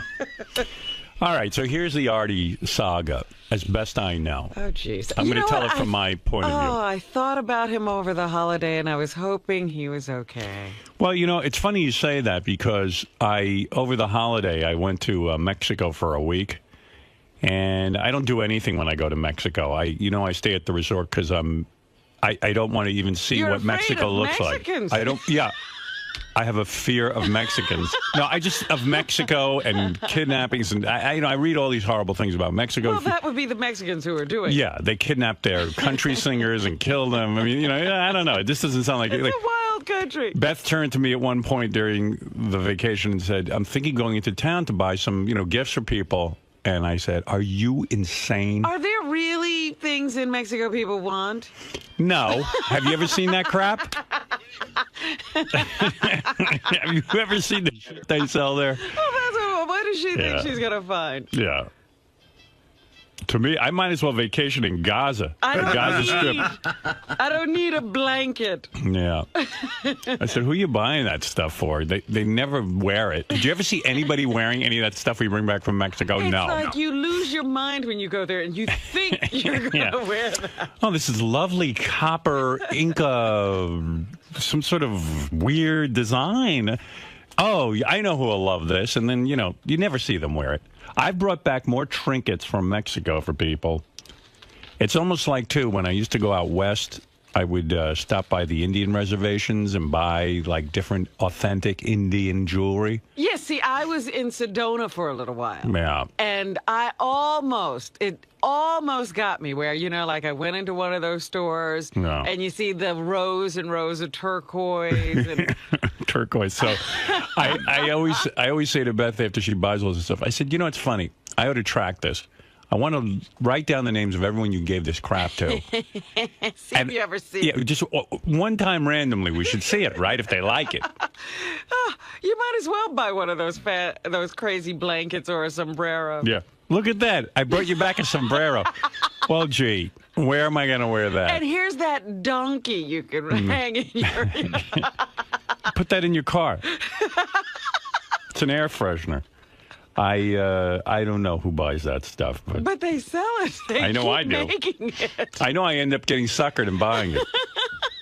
Oh, here's your authentic Mexican copper bracelet. Right. The Mexicans made it. This is Incan. Well, guess what? There's Louis Vuitton right down the street here. Right. Yeah. Like if you're gonna buy me something. Yeah. I brought back some authentic Mexican 𝗛𝗄𝗿. I'm still one of those guys afraid to drink the water, and on the resort, I'm pretty sure they got everything like completely filtered. They cleaned it up. But I still use bottled water when I brush my teeth. Even to brush your teeth? Yeah, but I do rinse my toothbrush underneath the sink because it's just ridiculous. Then that blows the whole. I think it limits. Like, I have theories of, you know me. So you're keeping the population down. Yeah, like, I don't put it directly in my still... mouth and then it dries off. But I won't wet my toothbrush with the sink water. Right. But afterwards, I'll rinse it off. With the sink water. So, all right, I'll give you the Artie saga, because Gary and I have been on this all week. It's been a week? Yeah, more, but I got brought into it a few days ago. I'll tell you from my end what's going on. Do you know anything, Fred? I know nothing about it, although I had a suspicion. As anytime we come up on a holiday with Artie, it's a bad time. Right. Well, yeah, it's said a bad this is time. a long stretch. Right, because usually that's when he's got an idle mind, that's when bad things happen. All right. So, anyway, I was in Mexico, and one of my projects in Mexico was to read Artie's book. Yes. Which, by the way, I have to say is a really, really great book. Now, I'm just talking from in terms of how it's written and the laughs and also the emotion of it. The information, what you learned. Yeah, I'm not kissing his ass. I mean, it's a really, really good book. Okay, so kudos, or as my father said the other day, cuttos. Cuttos to... Dad breaking new ground in language. Cuttos. And I was going to correct him, and I go, he doesn't even know. He doesn't care. Was he serious? He wasn't joking. He doesn't hear anything. He couldn't hear himself making that mistake. Oh, my mother and father can't hear a thing. And I had my sister and, her husband, Pete, my brother-in-law, and my parents over, and it is so draining now because I love my parents and I love spending time with them, but Jesus, you sit there and you go, my parents aren't easy. They think they're easy, but they come, and if you don't talk with them for 5 minutes, like you come to someone's house, you can hang out, maybe take a nap, whatever. They don't know from that. If we're not all sitting and talking, you're not together. My mother go, what is this? They invite us over, and then you can't find anyone. Like no one knows how to. Where are you? Yeah, like every minute we have to be together talking. In fact, my mother, is very big in transcendental meditation. So her and my sister go into a special room and do special. They're special. They do special programs. Oh, we have our own. They have more than 20 minutes. They do like hours of TM. Right. So my father goes, well, what? And I wait for them to do their TM because it gives me a break. Because it's constant talking, and now my parents don't hear. So it's like I have to, like, yeah, when Dad, he goes, one thing I like about you, when you talk, I can hear everything. I notice people today mumble. I go, no. Oh, so you're yelling. I'm yelling. Yeah. They all say how wonderfully I enunciate and how wonderful it is to speak with me because everyone can hear what I say. And my mother and father don't understand why everyone mumbles. But then no one's mumbling. They just can't hear anything. The whole world started mumbling all of a sudden. I so don't want to lose my hearing. Now, does your mother wear any device at all or not? As far as she's concerned, she has no problem. I mean, there's a huge problem there, but she has no problem. So anyway, my sister, my mother will go and meditate for 2 hours, which is so great because it gives my voice a rest from yelling. I get so fatigued in my throat from yelling. It's like doing 20 radio shows. I wish I had a mic and they could put on headphones. You had to come back here for a rest. Yeah, and my parents like to hear stories and. So you got to talk aloud a long time. Yeah. Tell the story when you were a little boy and and then it's like, well, what a fun time. Oh, it's so great. And then anyway, so when my mother and my sister go to meditate, that means I've got 2 hours to rest. Yes. Now, what does your dad do while all this? Well, he started in with them. He goes, he says to my sister, you see your brother very infrequently, and now you're at his home. You can cut your program short. He's trying to shorten it. Yeah, and my mother goes, why are you saying that? It's very good vibes for the house. And so now they're blessing the house. Yeah. My mother's there to bless the house. And my father goes, but I'm just saying, we finally get together. You could cut it shorter. And I go, no. It's fine. Let them do their thing. It's good. We take a break. Not everyone needs to be on top of each other every minute. because my sister even will be like if I'm not around for 5 minutes, she'll be, we come to the house. She'll start criticizing me. We come to the house, and all I know is my brother's hiding.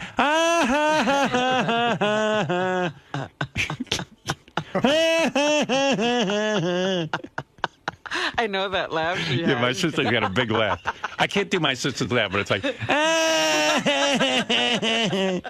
like the Joker. So it's like I'm on my toes. Even Beth says to me afterwards, boy, after your family comes, you're very drained. I go, yeah.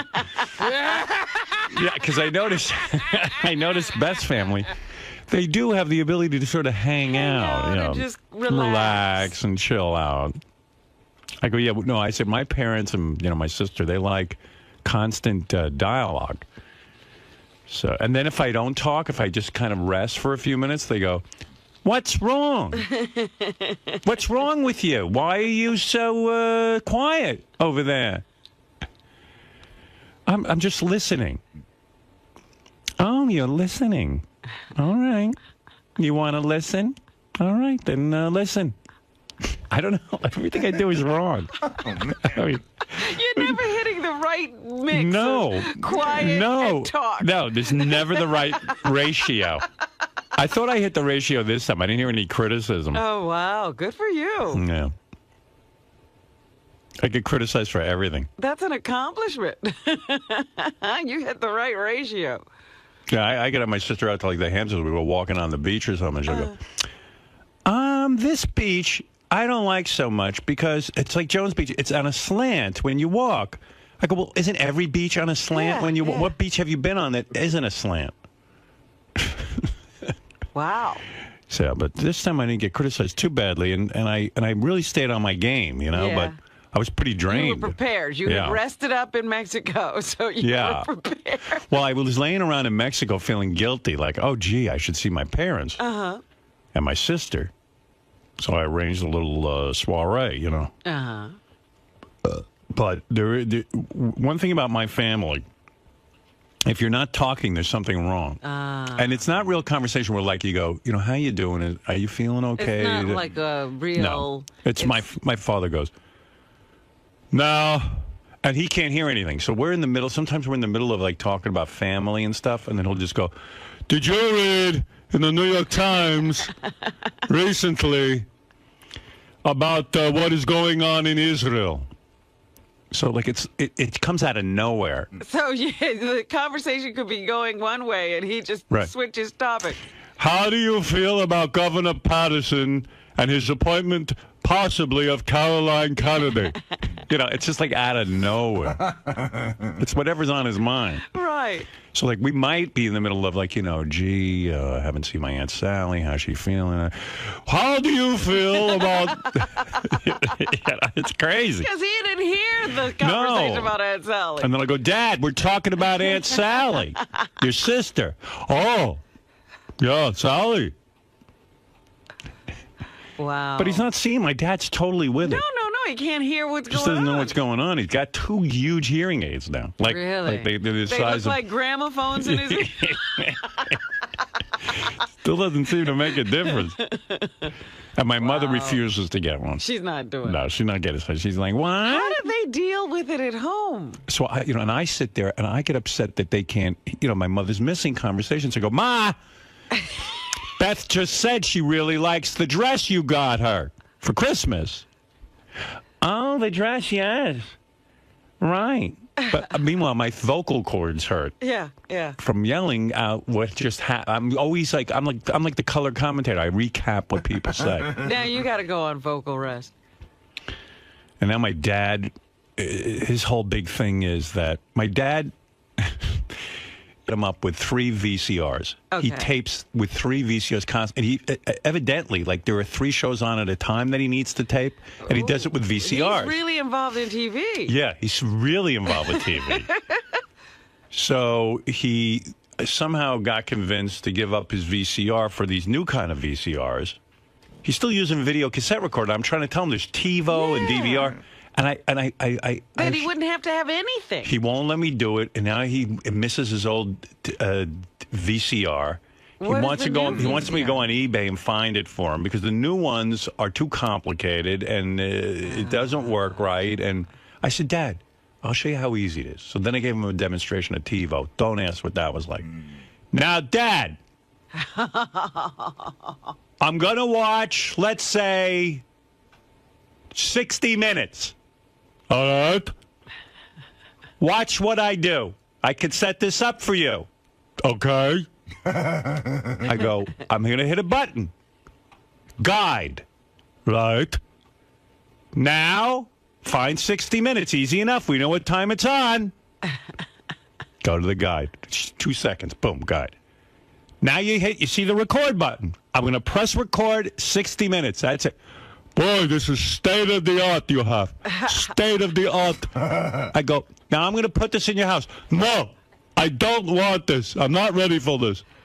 You're going to have to force it on. See if you can find that old VCR. Oh, my God. And so I said, I'm going to just force it on them. And my mother goes, no, don't force it on your father. He'll yell at me. Oh. I go, well, so let him yell at you. You can't hear him anyway. Right. What difference does it make? Right. Oh, it's unbelievable. Oh, that's too funny. But he will love it if he's forced to use it. Because of course. It's so easy. I know. He doesn't. He's afraid of it. He's afraid. It's like them with with the answering machine. Yeah, but you gotta force it on him because he can't. He wouldn't even have to deal with tape. I told him. He goes, "What is it recorded on?" I go, "Dad, what do you give a shit what it's recorded on?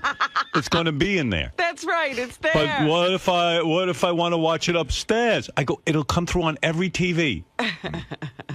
But I don't want that. What do you mean you don't want that? I couldn't even understand what the hell you said. I don't want that because I watch downstairs. I take the tape downstairs. I go, yeah, but if you want to watch it in bed, you could watch it in bed. I don't want that. Oh, my God. He just, I don't know. I don't know what to do. You got to put it in there and just leave. It's hard, and I got to break into their house. I got to break into their house. That's right, and give them something. Yeah.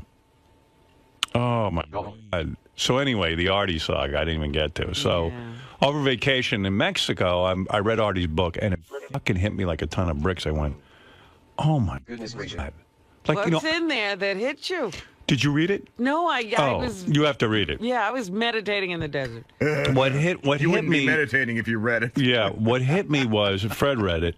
Benji, did you read it? They should have called the book, the title of his book should have been Ticking Time Bomb. Yeah, yeah. So anyway... That's what it should be called. You know, I've heard every one of those stories on the air that he said, but somehow when he puts it all in writing and in a book and it's all like one after another, I went, I said to Beth, I said, I think,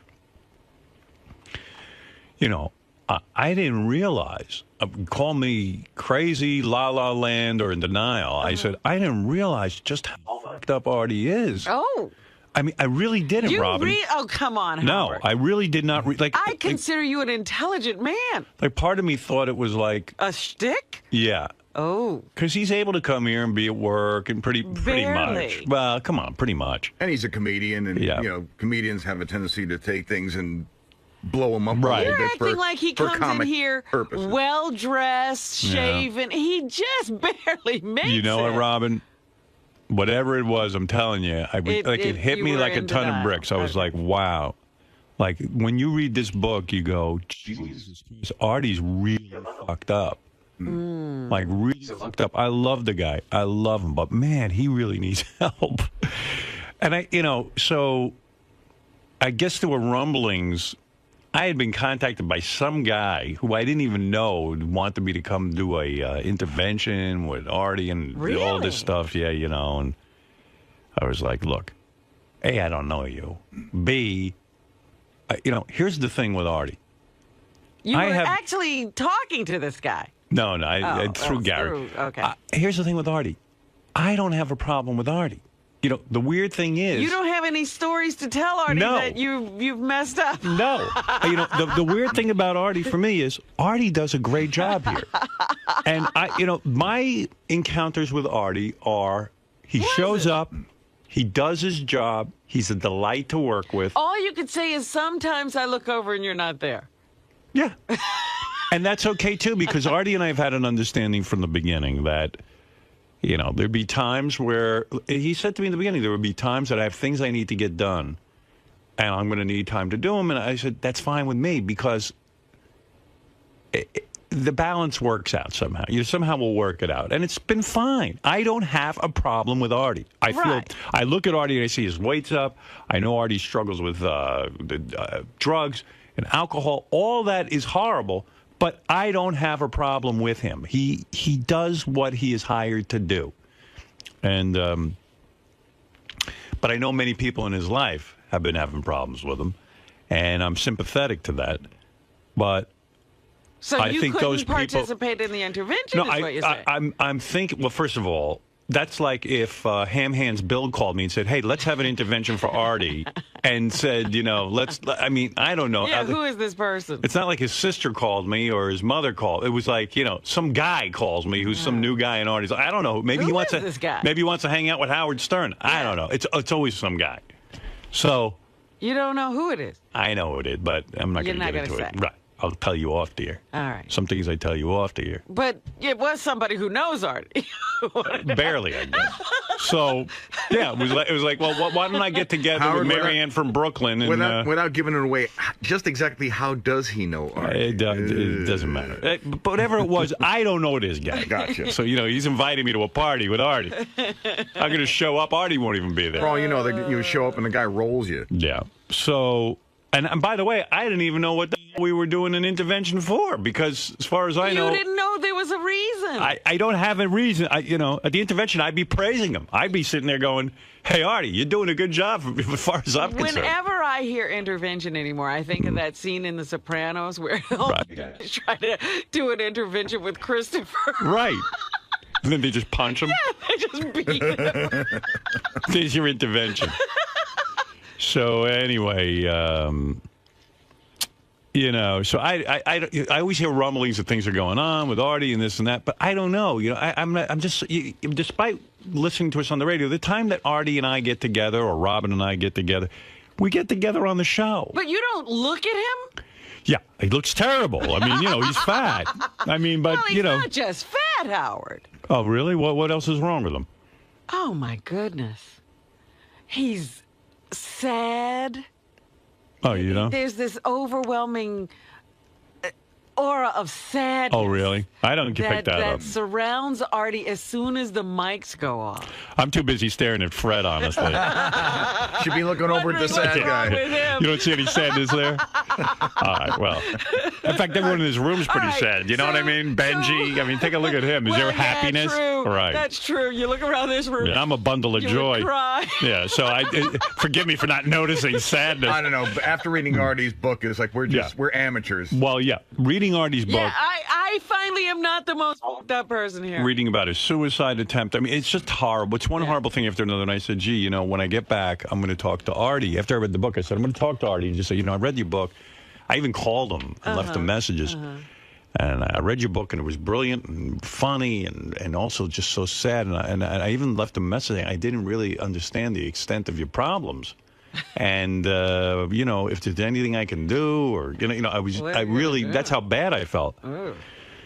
So anyway, I get a call from 𝗦𝗵cie about a week ago. And 𝗦𝗵cie informs me that Artie has checked in to a very intensive rehab. And that, you know, this is what was required. I guess Stacy, his sister, had sat down with him, and I think Colin Quinn had sat down with him. Wow. And that was the, by the way, that was the entire intervention. It was Stacy and Colin. Yeah, it was just Stacy and Colin, which is great. And that makes sense to me, because Stacy is his sister. Well, Stacy is his sister, and she knows him. And Colin is good. Is that good a friend of his? Colin's a real good friend of his. I didn't realize they were that close. Yeah. So, okay, that made sense to me. And they sat down, they had a talk with Artie, and I guess Artie decided to check into this quote-unquote intensive rehab. I wonder what was going on that... I don't know. That's a whole other thing. But evidently there was a lot of shenanigans. So the word I get from Gary is that this is great, intensive rehab, but Gary and I are both very happy. Yes. And I said, that's great. I said, Gary, I just read Artie's book. I said, you tell Stacy, tell, Artie. If I hear from them, I would tell them that Artie should take as much time. I'm really glad he's in a rehab. This is something great. If he needs more time, tell him to take it. We'll certainly carry on and wait for him to get better. And I was very thrilled. And evidently, according to Gary, at this point, the word he got, this rehab, Artie was even getting wheatgrass enemas and Where did he go? I gotta go there. Daily therapy. Well, wait. Daily therapy. And according to what we hear, Artie's been sober, and he even... well, whatever. If he's in rehab, he's got to be sober, right? Yeah. It's good. All right. I'm trying to recall everything for you. Okay. All right. It'd be terrible if he's in rehab and you're still using. So then I get a message from Artie at the start of the weekend. Hey, Howard. This weekend? Yeah. It's Artie. Just want you to know, I know you heard from the grapevine. I'm in rehab. I gotta tell you, I never felt better in my life. Now I'm paraphrasing. He goes, I got in there. I'm sober now 12 days. Just 12 days he's got. Right. I knew it. Okay, all right. Okay, this is good, right? He goes, I feel better than I've ever felt. I think I got the heroin thing beaten. Oh, forget but it. Listen. I'm just telling you what he said. This is 12 days in rehab. He goes, I lost 20 pounds. Nice. And I'm even getting wheatgrass enemas. He's very into that. And he goes, I got a lot of funny stories on the air, and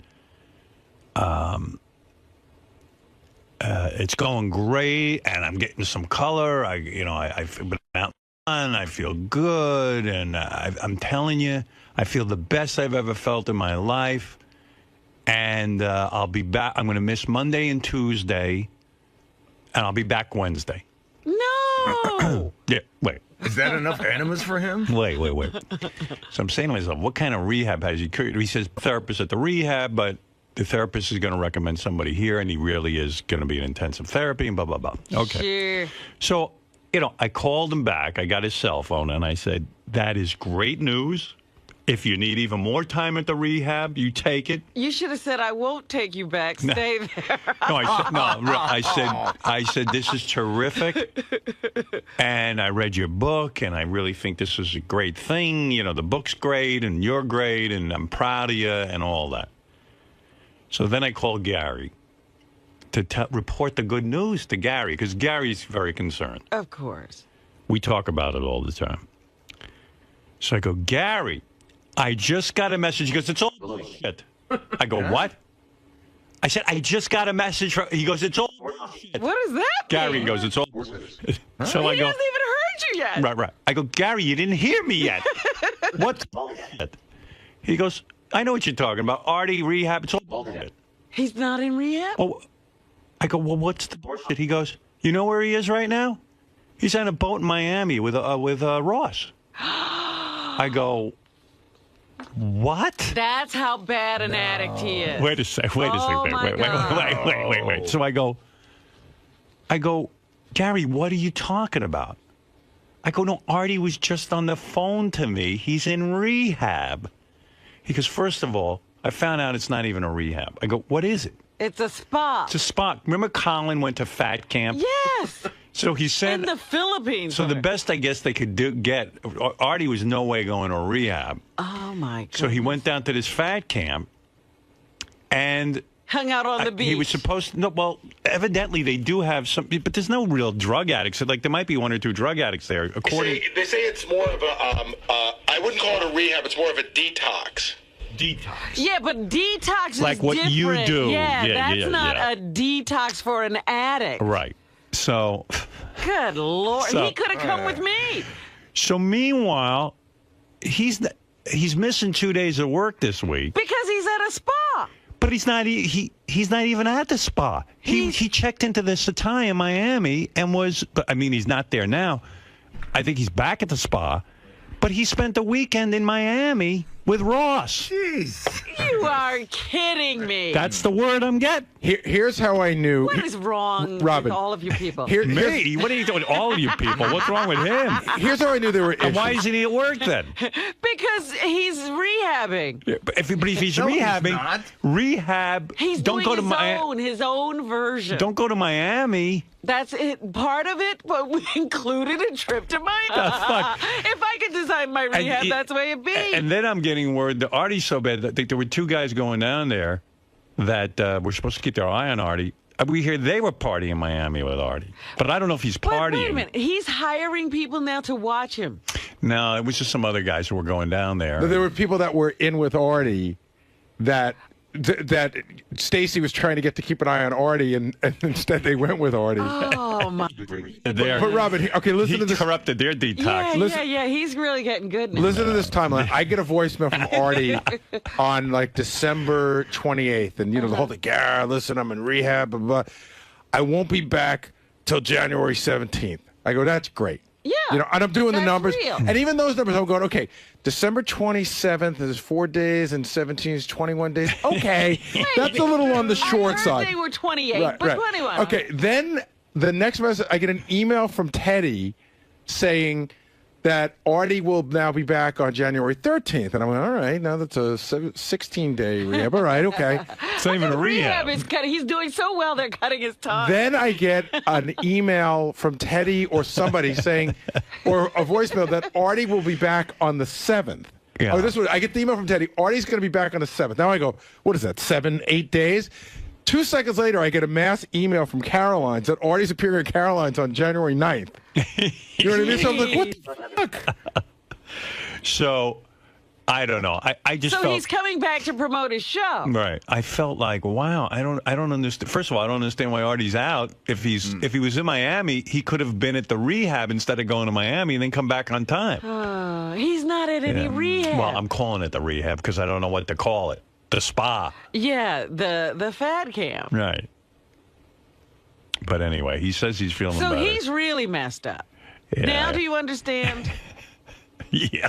I mean, the book and then this, right? That should tell you where... I told you, I said, here's the deal with me. And I said this to Gary. What are you supposed to do? Yeah, I mean... You can't do anything I don't know. about I got my own problems, which are numerous. You know what's really funny? I was sitting there, I wrote you a note, and, I thought about the other people on the show, and I was going to reach out to Gary and, got distracted, and somehow I never got to it. But, I was just sending little notes to people. Excuse me. Just to say I love working with you, and it's good to have you in my life and stuff like that, and Happy New Year. And I said, you know what? Artie's not on email, so I can't get to him that way. Right. Do I dare call? It's been a couple of weeks away from work. Oh, you just call. You just text. Wait, you just reminded me. That's the other thing. So I get this long message from Artie that he's in rehab, and then 2 days later, my phone's going off like crazy with text messages. So I'm texting Artie back and forth, and I think to myself, when you go to rehab, don't they take away all your phones? Yeah, you're not supposed to be in contact with anybody. And he says he's got a BlackBerry, which is in essence a phone. Right. So I don't know why he wasn't calling me. I don't know why he was texting me. All right. Because he's got a phone. Because he said to me, this rehab is this insanely expensive rehab. But meanwhile, it's not even rehab. It's not rehab We at spent all. It's a spa. Artie and I spent 2 hours on New Year's Eve from like 2 o'clock to like 4 o'clock texting each other. He's like, and he's funny. From he's like 2 to 4 in the afternoon? In the afternoon, yeah. He's like, what are you supposed to be in counseling? I don't know. He said, like, what do you... group is coming up. He said, sorry to bother you while you're skiing with your family. And I said, no big deal. I'm just sitting here watching the Twilight Zone marathon. And he wrote back, please watch the Elf marathon. I need the money. No. Well, anyway, that's the Artie story. So Artie will be back on Wednesday, I guess. From where we don't know, vacation. I guess. Vacation. But really, he'll be back tomorrow night because he'll have to be back tomorrow night to be here for Wednesday. Right. So okay. So it's January 6th, and he went in on the 27th. Went in. So 27, 28, 29, He went into 30, a luxury 31. spa. What, 10 days or something? 10 days. 11 days. Yeah. Well, there you go. That's the Artie saga. Basically, what happened was he, I guess, signed on. Oh, but how do you take a break in Miami from that even? Oh, let me ask Artie. He's on the phone. Hold on. Artie. He's laughing at us. Artie, are you laughing at me because you're not here at work and I think you're in rehab? Right. Yeah, that's what I thought. So where are you really? I must be an idiot, huh? Right. How many more times can you pull the wool over his eyes? Thank you, Artie. I'm not bullshitting anybody. You're not? Right. All right.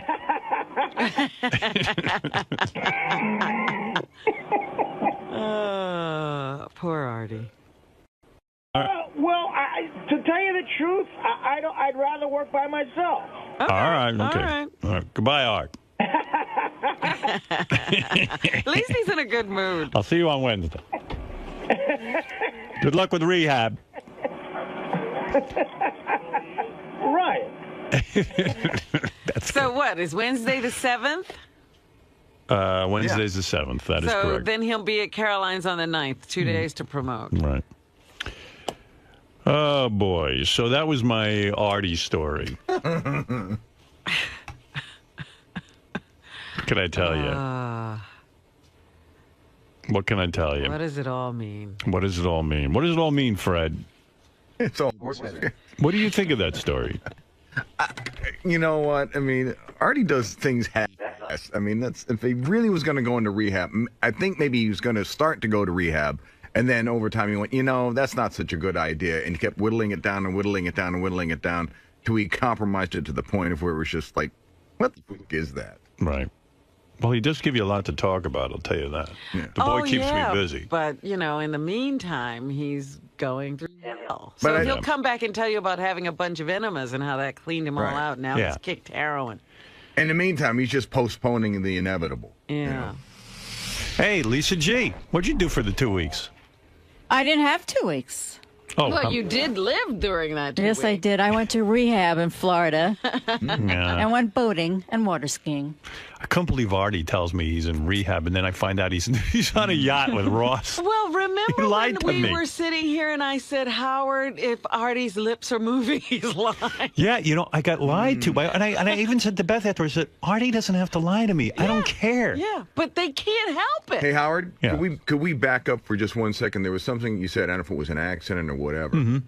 Was he doing the big H again, or? Oh, I don't know. Okay. No, I don't know. Okay, I wasn't sure. He just said he's clean, and he you know what it is? He said he had 12 days sober under his belt, which meant he was doing something. I don't think he was doing. I don't think he was boozing. Yeah, I don't think he was doing the big H, and I'll tell you why. I think what he was saying is he hadn't done Subutex, and his cravings were gone for heroin.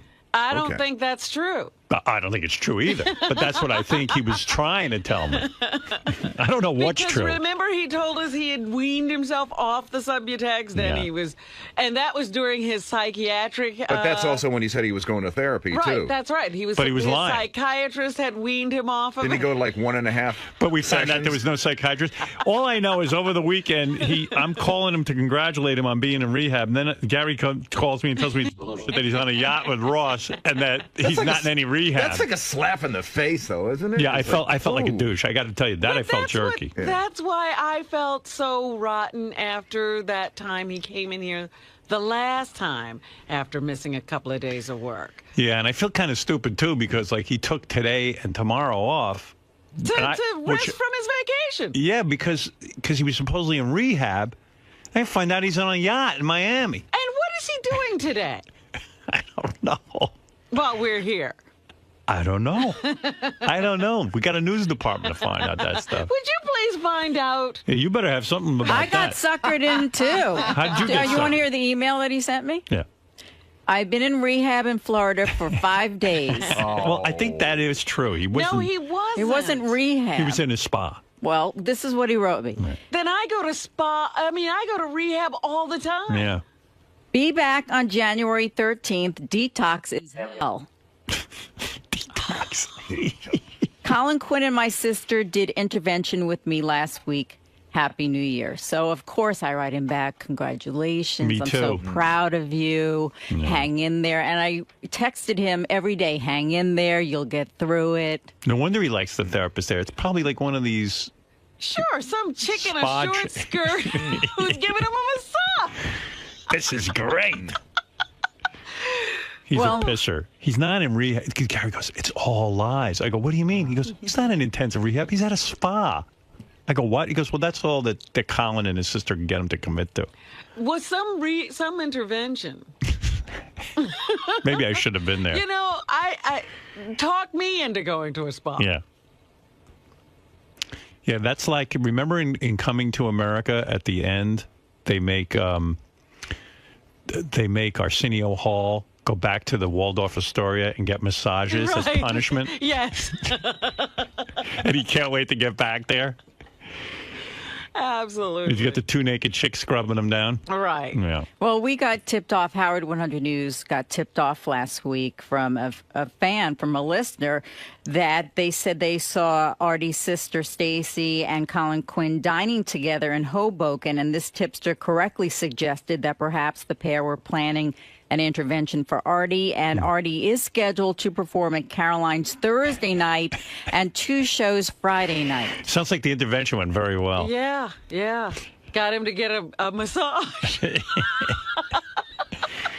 But I just felt like a douchebag calling him and congratulating him on his rehab and then finding out he was in Miami while I'm making that call. Don't you think Lisa G feels like a douchebag? She was encouraging him to get through it every day. Poor Lisa was, Lisa's counting on Artie to clean up and become husband material. Right here, he texted me back 143. I went, LOL. He goes, I'm upset I even know what that means, you know. Yeah, and she's thinking she's helping him get through something. The two of you were bonding. Oh, would you ever say to him, rehab? You need to get help? Oh, I have. I have. Well, what do he you was mean? trying to find him, but he was, I've was time for hydrotherapy. I even was a real asshole. Went into a whole exhaustive search for the right therapist for him. And he never went. But, I read his book and it was like really, really torture. I mean, it's a great book. But, man, I got so sad for him. It was pretty heavy. You read the book. Oh, yeah, when he tried to kill himself. I Yeah. mean, there's a lot of stuff there. He needs help. He does. He does. And he won't get it. Well, he did go to the spa. Got a seaweed I wrap. feel great. I love how I feel great. I've kicked I him. like when he goes, I got the message. I should play it. Yeah, Well, really, wait till he you comes got back. to. You Well, got I to. want his permission. Oh, come on. But he goes, I think all my cravings for heroin are gone. I think I beat it. Right, I think he had the wheatgrass up his chest. Yeah, when he was did. at that. But then the whole cycle starts again because then he starts making fun of trying to get help. But Yeah. you know what? Even when he said I got great material for that's all he's doing. Yeah. He's looking for material. No. He's not in rehab. Gary. Yes. Where do you stand on this whole thing? What do you think's really going on? I think it speaks for itself. I mean, I don't stand anywhere on it anymore. I'm of the sort of like Artie's a big boy, and I'm sort of this is his deal. Are you buying any of it? I mean, it wasn't it's just like a detox. But do you think he's even really doing that? I have no idea. I mean, I don't. I just really have no idea. Are you annoyed at this point? No, I mean, I'm just sort of like, no, I don't think I'm annoyed. I think I've sort of run out of the patience to want to know what's going on. I was annoyed like 2 months ago. Now I'm just sort of like, I actually don't care to follow up to see what's going on because it's too much work. I gotta open up 3 weeks worth of mail here. I can't figure out whether Artie's in rehab or not. So, no, I'm not annoyed. Do you think he'll be here? I'm fascinated, but not annoyed. What do you think he'll be here on Wednesday? Oh, definitely. He's got a gig on Friday. Are you surprised to come back from this long break and Artie's not here? No, I worried about Artie over the holiday. Is anyone surprised anymore when Artie's not here when we get back? Howard's the only one that kind of seems surprised. Like, he keeps on saying, he's like, oh, I didn't realize, I didn't know. Well, I think he's aware now. I think he always wanted to think the most, the best, or whatever. But no, there was a moment during the holidays, like I said, when I thought, I hope with all this time off, Artie's all right. Because you have to worry about Artie when he doesn't have structure in his life. And this detox program that he's in is... It's the same kind of detoxing I do, drug detox. So it won't do him any good? Absolutely not. And you think he'll be in on Wednesday? This is another attempt by Artie not to get off drugs. I feel like I told Howard that I got suckered into it. I really believed him. And the lying is all part of being an addict. And to me, he's screaming for help. I can't be the one who gets him help. It's got to come from family or even Howard. And, we'll see what happens. My concern is he's going to come back here and it's going to be ha-ha jokes about, this rehab that he's been in. And the cycle starts again. So my heart goes out to him. He needs help. I mean, I wish I could get him to go somewhere and throw away the key for 3 months. That's what he really needs, so.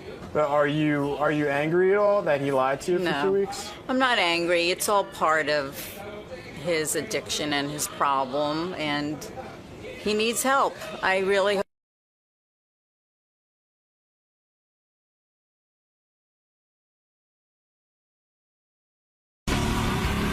Well, I don't even know what I should say about this next topic, but maybe I'll take a break. Gather your thoughts? I'll gather my thoughts. I guess you've guessed what the next topic is. Yeah. What do you say? I don't know. I mean, there's a story in the paper. I know. There's a story in the paper about Artie. And I'm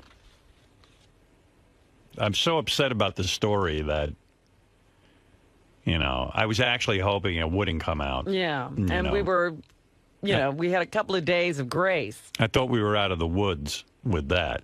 I thought that basically, I actually was kind of impressed that, Artie's family has said all along this is a family matter.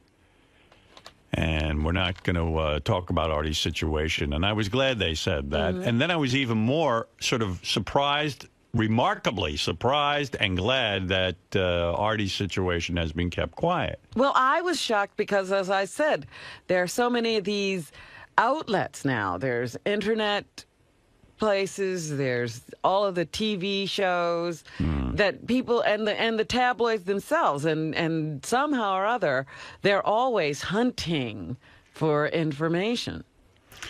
Yeah, and I really would love to know who the scumbag is who releases that information to the press, who sneakily finds something out and then tells the press, because this really is a private matter and something that has got me so distressed and so upset and so just bewildered. I don't even know what to think. I'm angry about it. I'm sad about it. I'm just all over the place emotionally about this whole thing. I've been working with Artie, as we all have, for, 9 years or so? Okay. So, I don't know. I'm pissed off that the story got out there.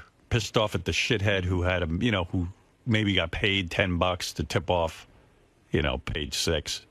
Yeah, what do you get out of that, really? And honestly, I don't know what to say about this story because it's such a mind-boggling thing that's gone down that, I don't even want to in any kind of way say the wrong thing or I think the word is exacerbate the situation. It's just, I don't even, this is a family matter. I don't know what to do. I don't know what to say.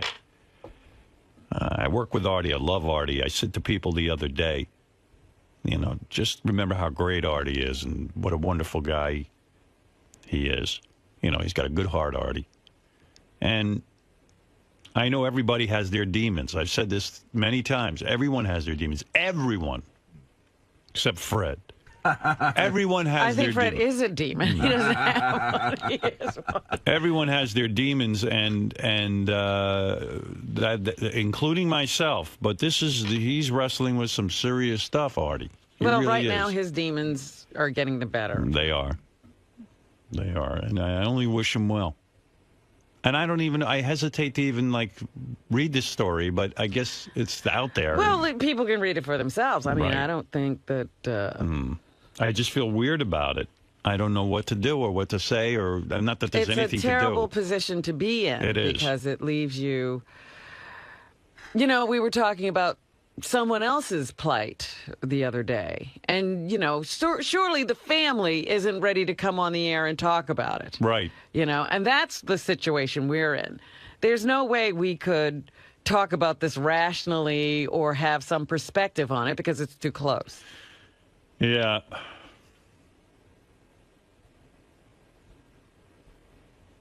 Well, so I don't know what to do. By reading the story, is it a bad thing? I don't know. I guess it's out there. It's going to be all over the place. It wouldn't matter one way or the other because it is out there. Right. And it'll be, once it appears there, it will be picked up by everything. all of the other services. Well, then maybe we should comment because, quite frankly, everyone else is going to be commenting. Well, yeah, and I can't imagine what they'll be saying. Yeah, I'm sure it's our fault. Oh, I don't think so. No, it's not, but it's the Howard Stern show. Right. Well, all right. Well, here we go. Page 6, Stern sidekick and suicide try. Troubled comic Artie Lang landed in the hospital. I just feel sick about this. I don't even want to Well, that's read why I said I don't think you it. should All right. read it. I'm sorry. If people see it, they see it. Yeah. How it would be like the Johnsons coming on to talk about their daughter. Yeah, that's kind of how I feel. I don't know what to do in this situation. There's nothing to do. But Artie's demons run deeper than I ever knew. And... Well, I mean, nobody knows. I don't know how deep your demons run. Yeah. I'm not in your... Right. But... You can only go by what people tell you. I knew what was going on, and when I went on that Stern fan network... And saw those... And people were just bad-mouthing Artie all over the place and talking about... basically, he's a hack, he's no talent. And it was just one negative comment after another. It just made me sick because I knew what was going on with Artie. And I just got really affected. That's when I said, you could make a list of all the great things Artie contributed to this show. And you could sit there and have a laugh riot just to all the little off-the-cuff comments and also some of the stories he told and... Just all the things he's been a part of. Characters he created, Right. those impressions, the dialogue he'll add to, any situation. Artie, the reason that I hired Artie is because right away from day one, the day I met him with Norm Macdonald introduced me to him on the show. Norm brought him in with me, into the show to be interviewed. And I really didn't know Artie's work. I was not a fan of... the show he did, Mad TV. And I certainly didn't know him, but he came in and he was a fan of the show, so he knew the show. And he started to tell some stories and kind of in a very charming way, he would reluctantly tell his story. You'd have to drag it out of him a little bit. Right. Norm sort of threw him under the bus. Right. He'd say, hey, Artie, tell him when you did all that coke and when you were supposed to do the movie. And he'd be like, oh, I didn't want to say that. Man. And then he'd go in and he'd start to say stuff. And then after Norm would leave, I'd say to myself, gee, I love Norm, but boy, where's that guy Artie? I mean, when are we going to get him back in? And then Norm showed up again, I think, with Artie. And it was great. It was great fun. And when Jackie was gone from the show, and I started to have certain people sit in the chair, the guy I kept thinking about was Artie. Every time he was around. And Artie was one of those guys who would sit in the chair, and he didn't feel like he had to be on every 2 seconds. And at first, I didn't even know what to do with Artie. At first, when we brought him into the show, I thought that maybe, like Jackie, I'd say to Artie, well, why don't you write a few lines or something, you know, because that was Jackie's primary function. He would sit there and write a line or go into a writing session with us and write. And Artie wouldn't do that. That's not Artie's thing. Artie said, I don't know how to do that. That's not my thing. And so he would kind of sit there and every once in a while chime in. And what was so charming about it was he knew instinctively not to rain on the chemistry or the way Robin and I communicate.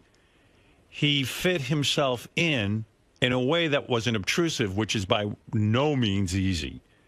And he didn't always wait for me to direct conversation to him.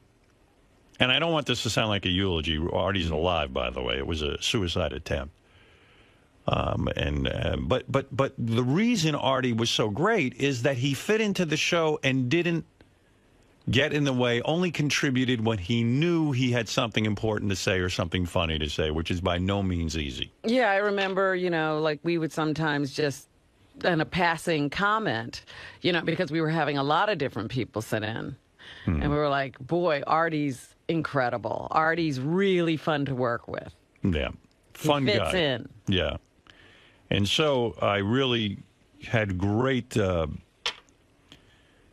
know, I just had great admiration for Artie's talent and the way he fit into the show. And again, like Robin or Fred, I never had to sit with Artie and explain to him how the show worked. I never had to sit there and say, Artie, here's your role, and this is what I want you to do. Because once you have to do that, then the guy's not right for the show.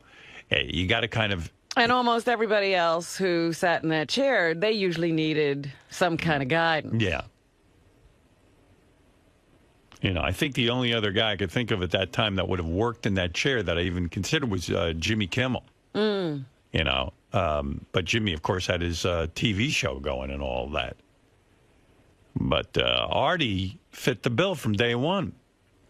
And Artie actually had it with Hollywood. He was not good going off to Hollywood. He just said, I want to live in Jersey, be near my mother and sister, be near all my friends. And the job made sense to him. You know, he wasn't interested in living in L.A. anymore. And I got lucky. I was the lucky one because he said, okay, I'll agree to do it. And I was like, oh, great, because this makes my life easier when you got a guy with that much talent and that much sort of intuitive ability to understand you. It's rare. You know, and people have said to me from time to time when they would send me, you know, these guys on Stern Fan Network who were making these horrible comments about Artie over and over and over again. And I know it represents a very small part of the audience. But they were just making these comments. And I said, boy, how easily people forget how difficult it is to incorporate someone into a show and not to destroy the chemistry, but to make it great and all the great Artie moments and all that stuff. And, you know, through it all, thick and thin, I've always tried to maintain my loyalty to Artie. And at times it's very trying because Artie has had some rough times. And sometimes even people would come to me and say, well, it's not fair. Guy's not showing up for work sometimes. And, you know, when he does, sometimes he's not all there and this and that and the other thing. And I guess because of his great talent and also my great affection for him, I would... Right, it wasn't that he was just not showing up. He had a real problem. He had a real problem. So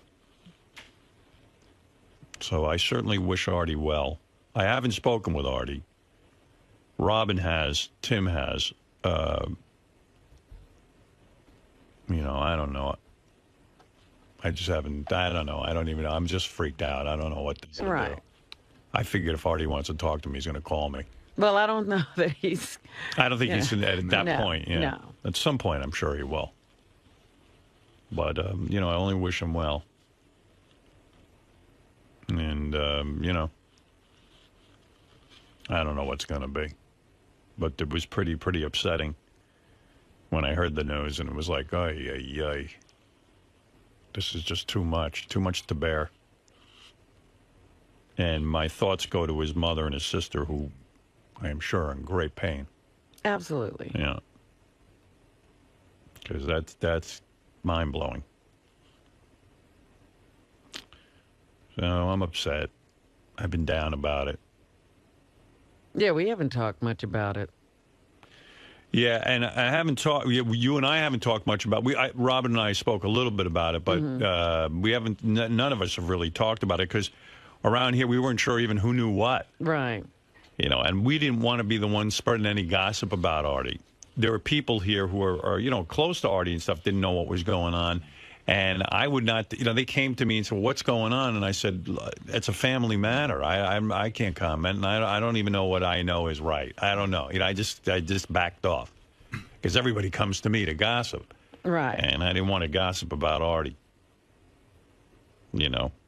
And I've been upset about Artie for a long time, as we all have, and I've had my private conversations with Artie, and that's the way I choose to deal with it. But anything that I have to say to Artie, I say to Artie directly. And, that's that. I've told him what I think. I told him what I think he should do. But, guy's got to do his thing. He's an adult. He got to do what he wants to do. And, can only help by being supportive and saying, we're there for you. Yeah, this is a particularly difficult, because you don't know what to do. You can only do so much. You can talk, cajole,